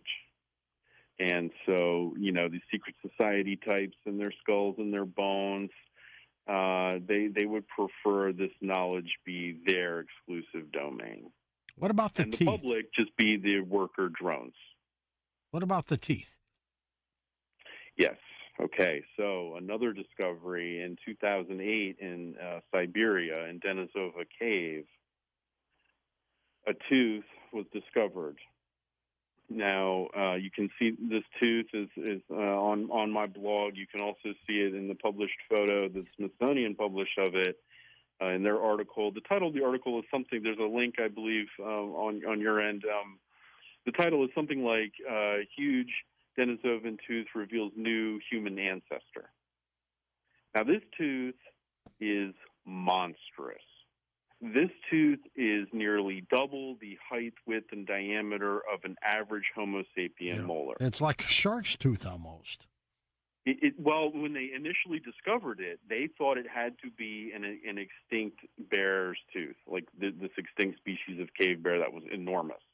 They thought that's what it had to have been, which is interesting because that'll give you just real quick anthropology. Large tooth equals large jawbone equals large cranium equals large torso. And you might read some nonsense here and there about hominids having larger teeth to jawbone ratios. Nonsense. Those teeth have absolutely been used by anthropologists to estimate the size, approximate size of a primate with nothing more than teeth and jawbone. We're going to take calls with Mark Carpenter next hour. Mark, it's an incredible discovery. Has this backfired on you professionally? Absolutely. I thought absolutely. It would. The entire Mayan fiasco, that was my career. I fell on my sword. I mean, they told me that I would never get access, to the remains or to the report. Well, I confronted them about reports missing from the INAH archives, and they told me, you'll never see those reports.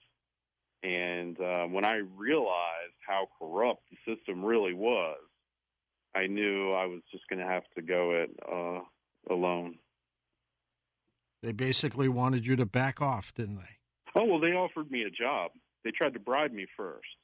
They offered me a sweet job, a dream job, an absolute dream. Essentially, it was a fast track to having my own little fiefdom of archaeology in the Mayan world. It was essentially what they were offering me, and it was so incredibly tempting. But I realized it was for what it was. It was a bribe. Gee, now you can't. If I accepted it, they would own me, and I won't be owned. And you wouldn't be telling us this story, that's for sure. That's right. That's right. I would. And this is what happens, by the way, to a lot of the best and the brightest. They come to these little weird moral dilemmas, and they say, you know, what my whole life has been about being a scientist, so I'm going to go, I'm going to go with the flow, and they become enslaved. How many scientists like you are still out there fighting for the truth?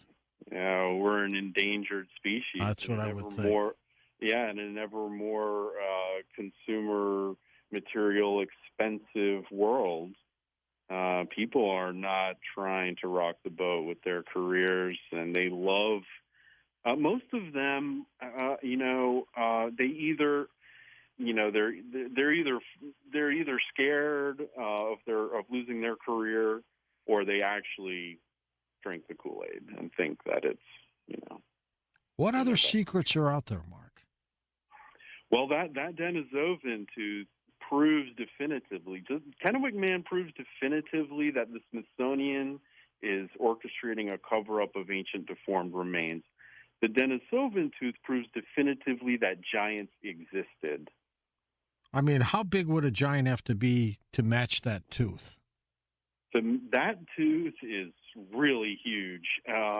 It's a couple inches long, isn't it? Yeah, I would say that there's no way the hominid that tooth belonged to was anything less than 10 feet, and that's conservative. It's probably more like 12, 13.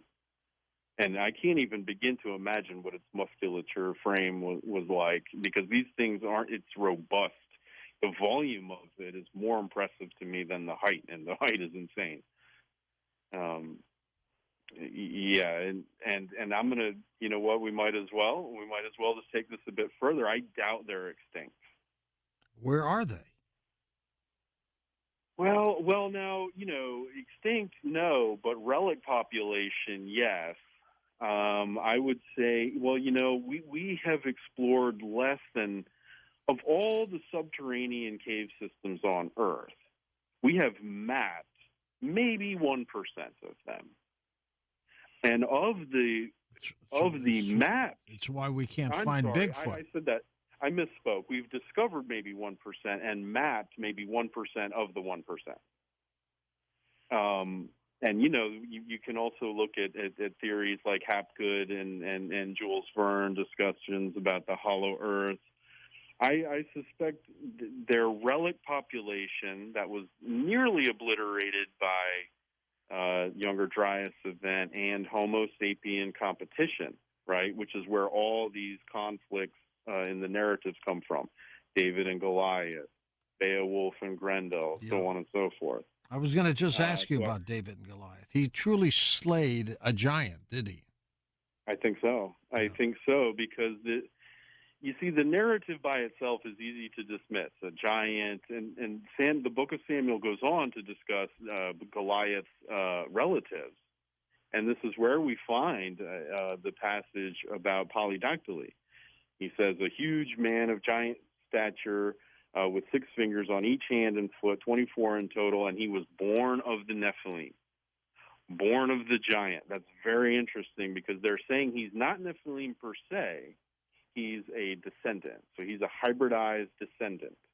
And this is precisely what we find in the archaeological record in Mexico. He's the offspring of the Nephilim, you think? Yes, they're that's right. They're descendants. So they're generations removed. So they become more and more Homo sapien. but still they have this Nephilim genetic, and that's where we get these deformities. That's why those deformities are so important. The 6 fingers, the enormous stature, the elongated, deformed craniums, and the cannibalism, and also the demonic religion that they perpetuate as well.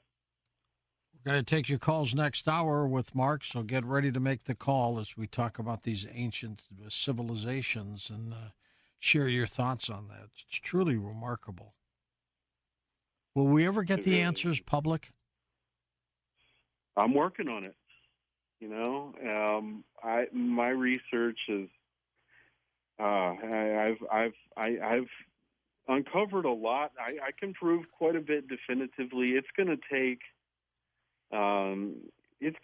more. But it's interesting that there's a lot that can be gleaned even from their cover-ups and from your own research. And when you look at my expertise being the sort of the big picture of ancient paradigms, I think you can there's a lot more to ancient tradition than we in the modern Western world give it credit for. The ancients passed a lot of very precious knowledge to us, and I think we really need to go back and we need to return to our fundamental core beliefs and values. I wonder what I don't think we don't need too much science to do that. Wonder what kind of trove of treasures are in the basement of the Smithsonian. Oh my goodness. Oh, well, they've certainly got a lot of bones down there. They've got a lot of bones, and who knows? Who knows the depths of what they have? A lot of strange artifacts, a lot of old world artifacts. I think they've covered up. This 9,000-year-old Kennewick man, do you believe that age is correct? It's difficult to say because I've proven definitively they're compromised. So anything they say is suspect. However, there were so many scientists involved, and they were so excited about the ancientness of Kennewick man. I don't know. Yeah, well, what did they find? They found in '96. They found a skull, right? Yeah, in the park holds these motorboat, airboat races, and some airboat racers walking along the Columbia River found a skull that had come up from erosion or something like that. Just popped up. Yeah, there had been well, it rains out there a lot, but there had just been a downpour, and they were just in the right place at the right time, and they just stumbled onto this skull. And yeah, the carbon dating, it's hard to say. They're so compromised. I do have to take anything they say with a whole bottle of salt. Do you know if these two who discovered the skull are still around? I tried to track them down. I really did. I looked on the internet for them.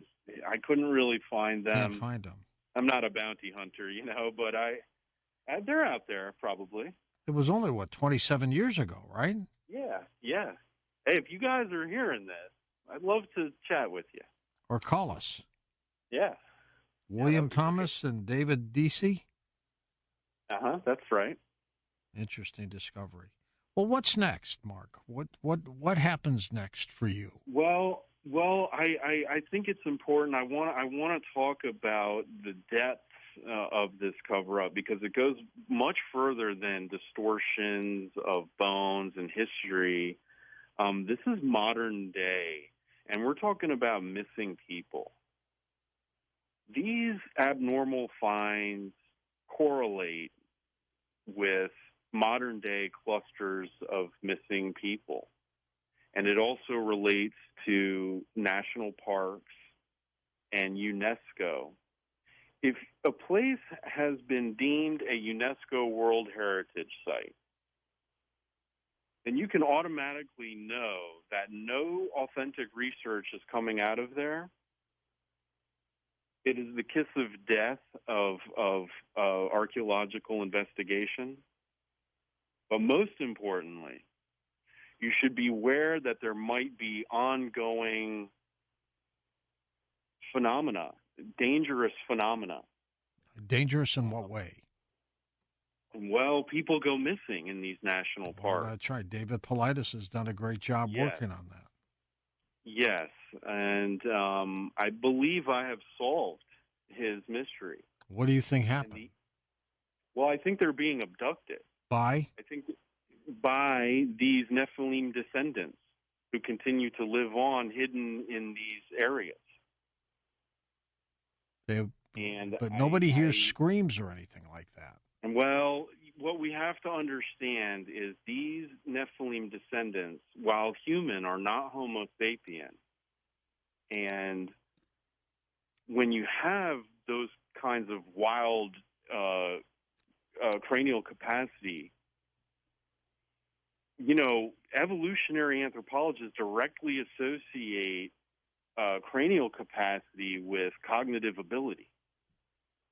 And the Native Americans will tell you that these things, these Nephilim descendants is what I prefer to call them. Are they dimensional? Well, it's difficult to say precisely what their capabilities are, but I can tell you from studying the cultures in so many different cultures, there are universal parallels of them having beyond Homo sapien physical and cognitive capabilities.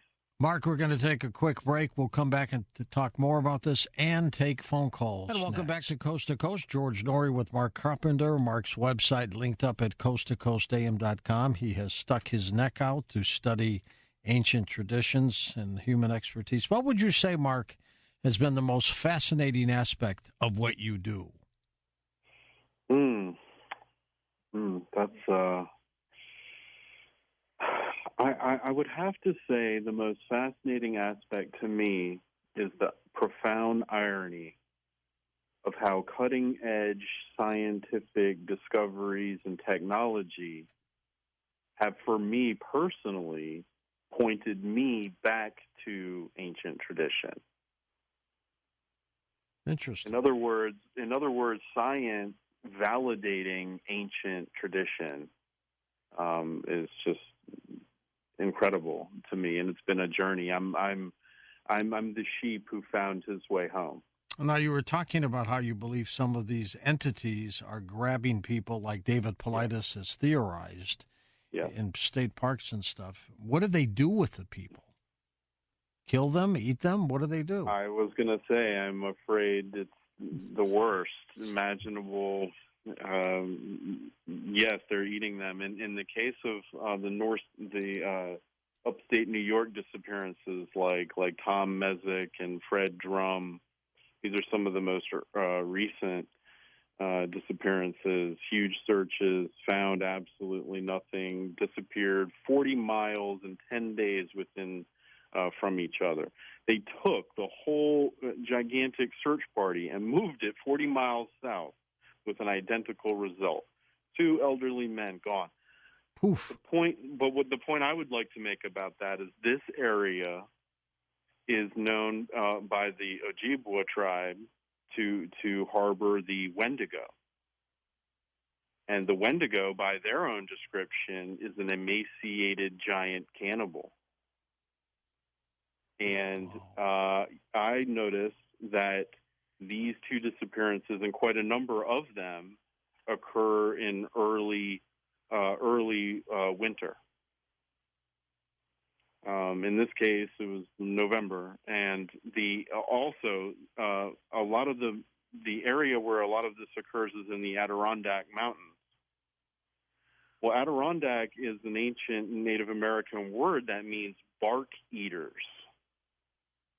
And what that is a reference to are their predecessors, their primitive predecessors who did not practice agriculture and lived up there in those mountains, or still lives there. And they call them bark eaters because they did not practice agriculture. the winters up there are so brutal, they had to resort to eating the tree bark. And so I believe, yes, and there's more evidence of this, by the way, in the Southwest Chaco Canyon. Professor Christy Turner and his work, Mancorn, has proven definitively that a great deal of cannibalism occurred in Chaco Canyon with the Anasazi people, and this is all related. Enoch 7, the biblical text, describes how the Nephilim took to eating the people because they could not be sustained. Wow, if people knew that, they'd be panicking. Maybe that's why the Smithsonian's hiding them. Well, you mentioned Paulides in one of Paulides' books, in the case that he studied a ranger or somebody confessed that maybe perhaps it was off the record, but said that, well, they can't announce that there's these people, these feral people living in caves out here because they can't capture them. And so they're not going to come out publicly and say, oh, by the way, we know there's some people living in here, but we can't find them, and we have reason to believe they're killing people. Have a nice day. Right, exactly. People would panic, wouldn't they? Well, who knows? Yeah. I wonder if people would, like the good old days, would rally together and go up there and look for them. That might be terrible, actually. So maybe it is good that I don't know. I certainly wouldn't advise that. On the other hand, I certainly don't think people should be frolicking about these national parks thinking that the worst thing they have to worry about might be a bear or a mountain lion. Right. No, there's other things out there. It's a narcissistic concept to think that, oh, I am the supreme creature out here in this wilderness, and therefore, me and my firearm and my GPS, I'm supremely safe. You're not. Any idea what the population size might be, Mark? That's really difficult to say. I know that and this is a scary thing, the Chaco Canyon civilization, Anasazi, which, by the way, that word means ancient ancestors or ancient enemies. And that is, by the way, the meaning behind that is ancient enemy as in a rival species. They were plentiful, and that was only 1,000 years ago. Less than 1,000 years ago, there were a lot of them in New Mexico, and it seems like they were revolted against, which happens when you're operating a vicious cannibalistic cult. It's really hard to say, but I would put it like this: although a relic population, more than you might think.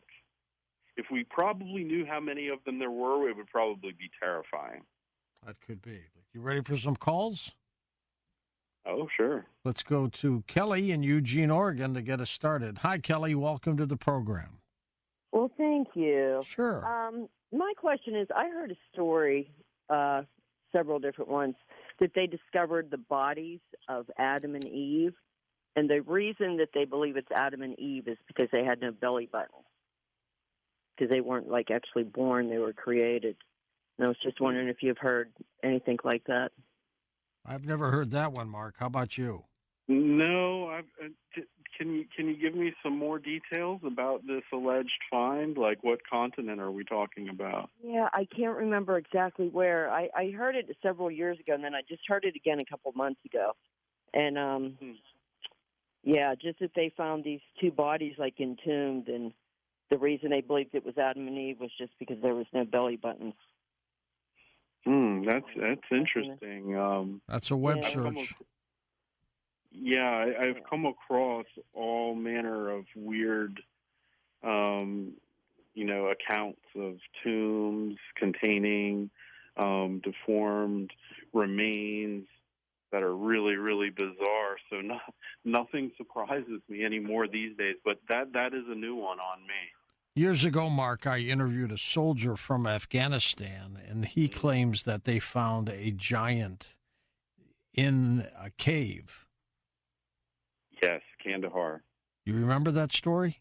I do, and you know, I always take a very objective.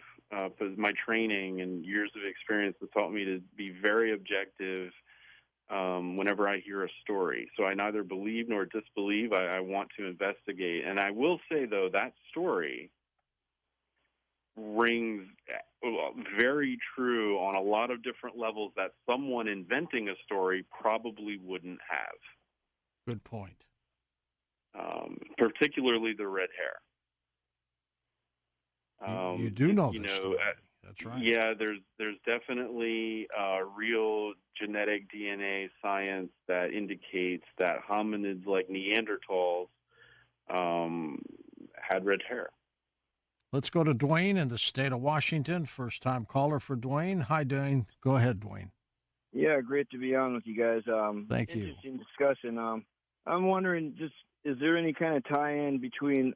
I'm right north of where they found that tooth. I might go look here this summer. Now you got my mind going, but is there any kind of tie-in between, like you say, in the Mayans, though, that skull, and like in like the Grand Canyon area, or remember they found a bunch of caves and stuff in the Grand Canyon, and like along the in the Midwest, I think it was Kansas, there was some stuff. But somehow I think they're trying to tie it in with the early what are they, the Knights Templar, and they found Egyptian artifacts and whatnot. But tying into this with the caves with Jesus and I don't know, the Knights Templar and the Mayans, you know how it kind of all comes together. You get my meaning here? Yeah. I would say there is a lot of interlinkage. Definitely the anomalies in the Grand Canyon. Well, first of all, we've got missing people in the Grand Canyon. We've got a huge. I'm so glad you brought up the Grand Canyon. These national parks, like Mesa Verde and Grand Canyon National Park, Yosemite, we tend to think of these, they're national parks. So they're like open to the public, wide open. No, there are huge sections of these parks that are illegal to explore. The one you're talking about in the Grand Canyon, if you look at it on Google Earth, you'll notice that the landmarks have some really peculiar names, like the Temple of Isis and the Tower of Ra. Yeah, strange names. Yeah, names that are, I have another definitive piece of evidence that the Smithsonian is orchestrating a cover-up. That there was originally a news story by the Arizona Gazette that they found old world Hindu and Egyptian resembling artifacts in artificial caves and all manner of relics and whatnot in the Grand Canyon. And the news article says Professor Jordan is enthused, and they quote this Professor Jordan. Okay, so flash forward to modern times. That was in the early, 1920, 1910, something like that. The Smithsonian said publicly, this is nonsense. There is no Professor Jordan. We never heard of Professor Jordan. There's no caves. It's all just a bunch of nonsense. Except they do know who Professor Jordan is because he worked for them for 30 years, going down the Colorado River, studying biology. And indeed, Professor Jordan existed. I have his photograph from their archives. And not only that, Professor Jordan was involved in eugenics programs later on.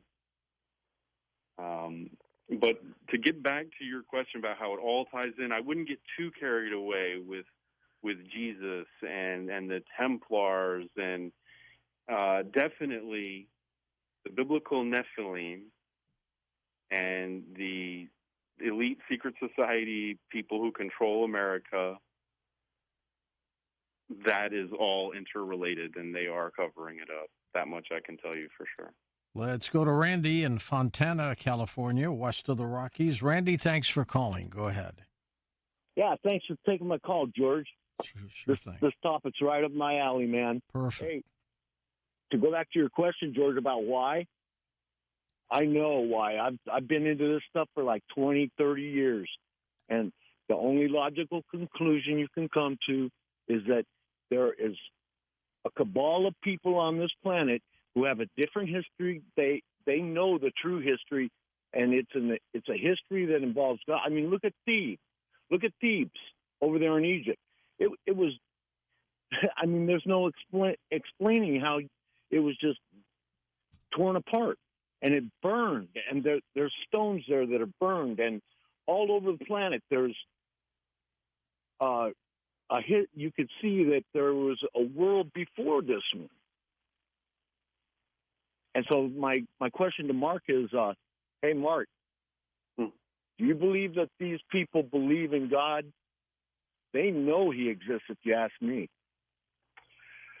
Well, so the people that you're referring to, they too are Nephilim descendants. And they do believe in God, and they despise him. And they look at it as they're damned, like vampires. Like they are, the Nephilim bloodlines are cursed because they are Nephilim bloodlines. And they're earmarked for eradication. And it's kind of like death row inmates who know they're doomed, and so why not commit more crime while you're on death row, you know? And so that's the way they look at it. But yeah, you can do an internet search for 8th grade student discovers that all the presidents are related. Mark, do you think there's anything demonic behind any of this? Absolutely. The Nephilim were spawned by demons. The gods of the Nephilim are demons. And they worship, and the Nephilim themselves were deified as demons. Think about they were the fallen ones, right? Yes, that translation is very interesting. I believe what it really means is to fall. In ancient terminology, to fall upon someone was to prey on them. And the fall, what we translate as fallen ones, I think actually means those who prey upon their enemy, predators. Essentially, is what that word means, I think. We're going to take final calls next hour with Mark Carpenter as we are talking about this incredible work he's been doing as an anthropologist and an archaeologist, explorer, and author. How many books do you have out, Mark? So I have 2 books, one fiction, one nonfiction. The fiction is called Paradigm Lost, and the nonfiction is called The Nephilim Theory. And they are designed to complement one another. And the reason I wrote a fictional book was to reach the widest possible audience. What's the significance of the extra fingers you were talking about? Well, this is one of those genetic traits. The 6-finger aspect is really, really fascinating because it enables us to trace these genetics through the ancient world and even into the ancient narrative.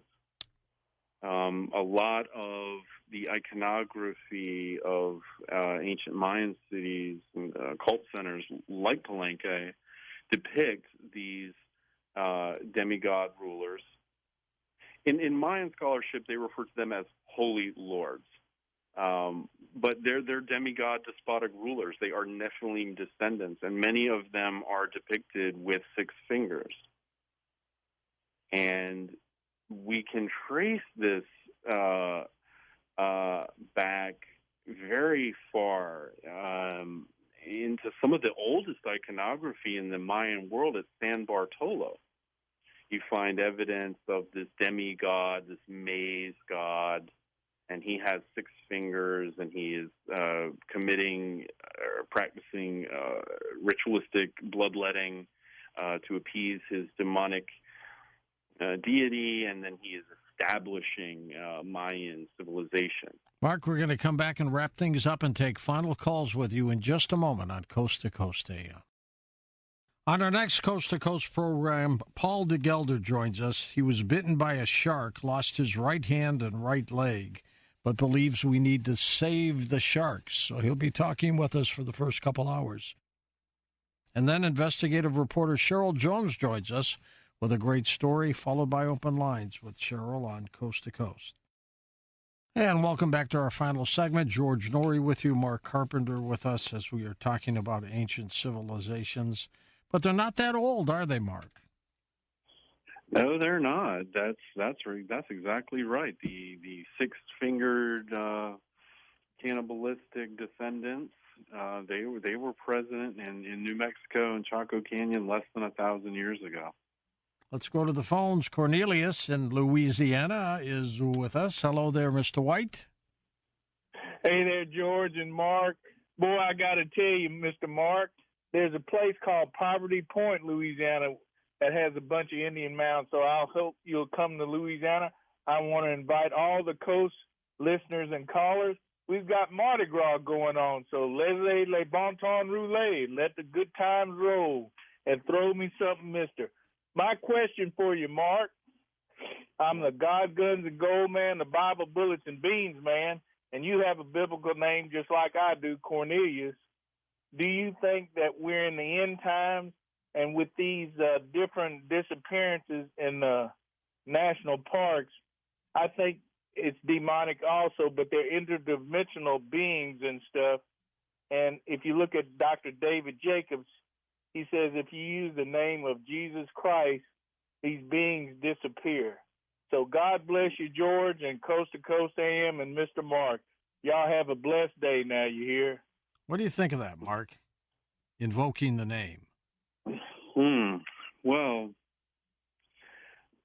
Psalms 91 is said to be a very powerful mechanism. Well, and first of all, thank you, Cornelius. I might just take you up on that. I'll come see y'all, some gumbo, check out the mound. The Psalms 91 is said to be, the rabbinical scholars held Psalm 91 in very high esteem as a mechanism. Certainly you could evoke the name of Christ probably to the same effect. But Christ himself probably would have recited Psalm 91 back to back in Aramaic or Hebrew in order to achieve the effect. Let's go to Gino in St. Louis. Hello, Gino. Take it away. Hey, George. How you doing? Okay. Good to hear from you again. Talk to you. You too, hey, Mark, Gino. I got a question. All right. Antarctica. A whole bunch of representatives from all the major countries in the world went down there a few years ago, and they saw something. It came back, and now everybody's for climate change. See, I've always thought they did that because they got scared. They saw something that they think might repeat or come again, and that's why we have all this emphasis on climate change. It's not people trying to make a buck. It's people are scared that something's going to happen. Can you tell me what you think about that? Well, I think you're definitely on to something. The exploration of Antarctica and the reports that come out of there have been nonsense. You know, going back, Operation High Jump. Now, I want to tread a little bit lightly because people, there's something very strange going on there. But then, the wild speculation gets a little bit carried away. I don't think there's Nazis down there, although they were interested in it, of course, as a submarine base and did explore it. And even, yes, there's some talk that they may have discovered an entrance into the hollow earth. And I think that's really what it's about. I think what they discovered there are remnants of an ancient civilization and remnants of that ancient civilization as stewards or guardians of this underworld and this passageway. And so I suspect that's why the world leaders are so interested in visiting, because it may be a point at which our species and their species, or more specifically our civilization and their civilization, may be interacting. Or just the fact that, just discovery of their presence would warrant all these visits. How exactly it relates to their climate narrative, I can't say exactly, but I think you're definitely on the right track with the leaders going there, and whatever is there is certainly scary. Yes. Let's go to Kelly in the state of Washington. Hi, Kel. Go ahead. Yeah, good evening, guys. Or Hey, actually, Kelly. good morning. To touch base a little bit on that, the one guy actually missed his election to go down there and talk with those guys at that meeting. But I was wondering, the reason why they're keeping this under wraps is because it's the truth, and how are you going to tell, billions of people that, we're going to go through another mass extinction? And, what do you think about that? Well, sometimes the truth itself is beautifully simple. And you saying the ultimate motivation for them to cover it up is because it's the truth is exactly correct. Because if you are a member of 2,000 or 3,000 human beings who rule over 7 or 8 billion human beings, well, then you would prefer it that you know the truth and they not. Very simple. Joe in New York. Take it away, Joseph. George, thanks for taking the call. Sure, Joe. I just got a quick question.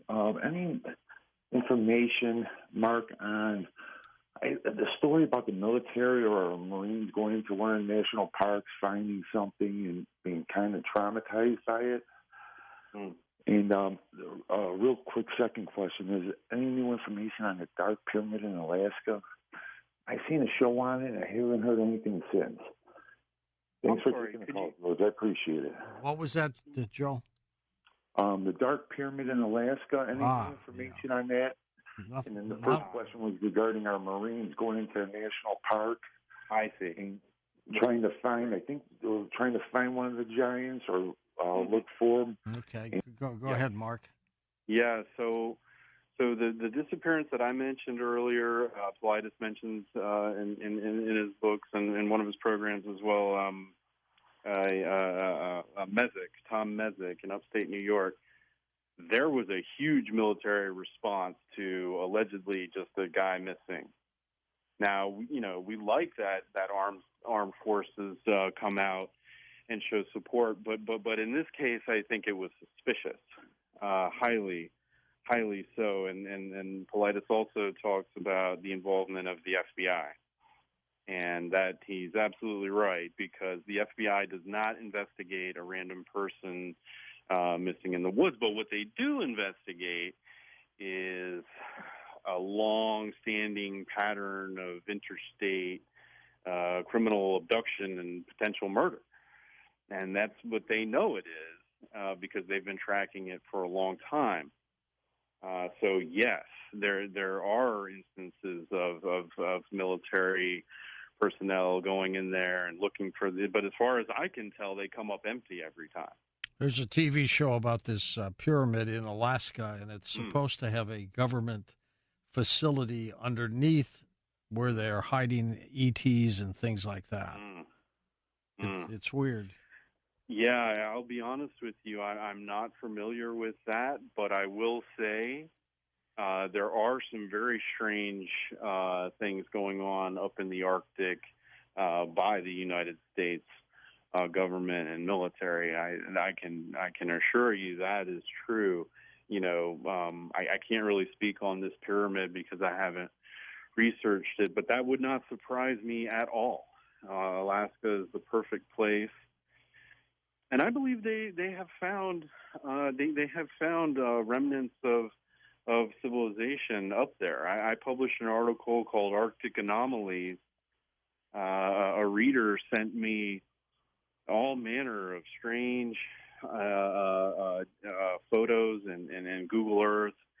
And yeah, it seems that some of these tributaries up there in the way North Arctic, we can't confirm anything, but it really looks like there's submerged ruins up there. Not to mention this is mainstream science. They have found both dinosaur bones and petroglyphs way far north up in the Arctic where they should not exist, according to the conventional narrative. East so of the a lot Rockies? of strange stuff going on up there. Let's go to Guy in Florida. Welcome to the show. Go ahead, Guy. Hello. Hi. It's come to my attention that there are so many of your listeners that are also very, very avid supporters of David Paulides. We listen to him almost on a daily basis. Yes, that's his true. Progress, we follow his progress. And don't you think that, given what you've discovered, that it's time that you sat down and talked to the guy face to face for a while and let us in on what you've determined? Because the two of you together, I think, would be just great. That's a great question. I reached out to Paulides.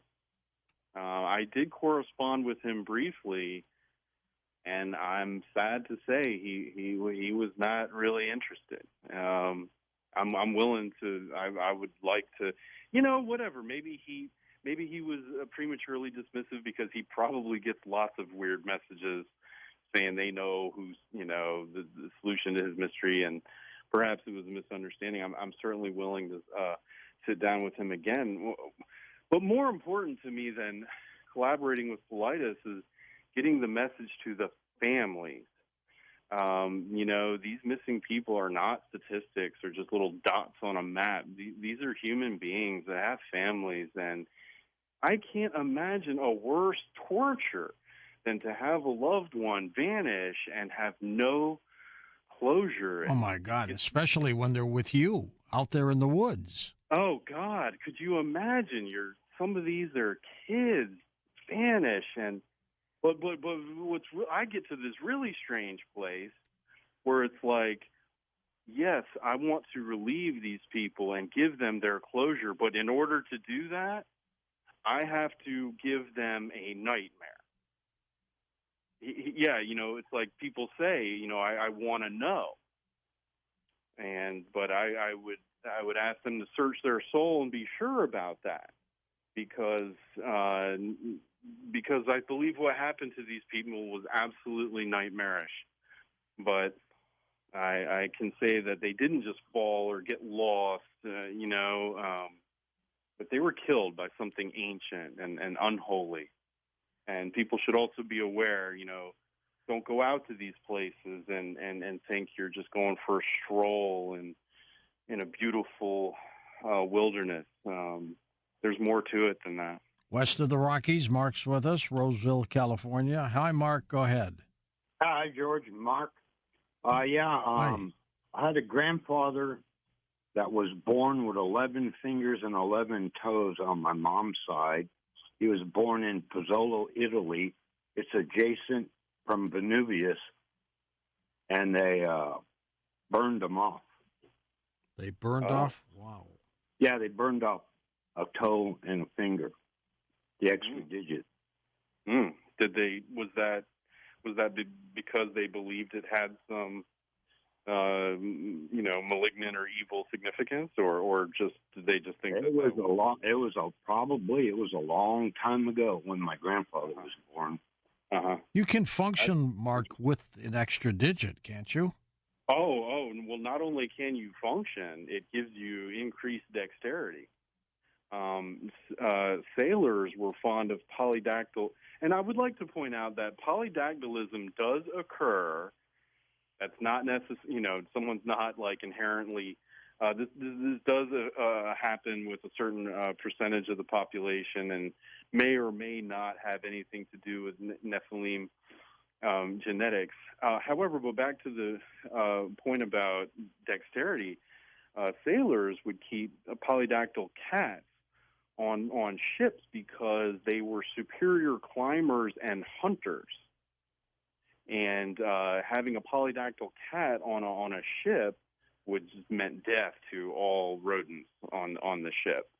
And interestingly, the biblical descriptions and what we have in Native American lore and the archaeological record suggests indeed these Nephilim descendants were excellent hunters and climbers. Fantastic. Mark, I want to thank you for being on the show. Stay in touch with us. Get a hold of our executive producer, Lisa, and she might be able to put you in touch with Polites. Okay, great. And hey, I just want to say, George, I really, really appreciate everything you and your team does. I think it's really important that platforms like this exist where people can just speak their mind, speak the truth. We're looking for the truth. Thank you very much. Mark Carpenter, website linked up at coasttocoastam.com. For Dan Galante, Tom Danheiser, Lisa Lyon, Lex Lone Hood, Sean Ladesseur, Stephanie Smith, Chris Boros, Tim Banal, George Knapp, and Ian Punnett, I'm George Norrie, somewhere out there on Coast to Coast AM. We'll see you on our next edition. Until then, be safe, everyone.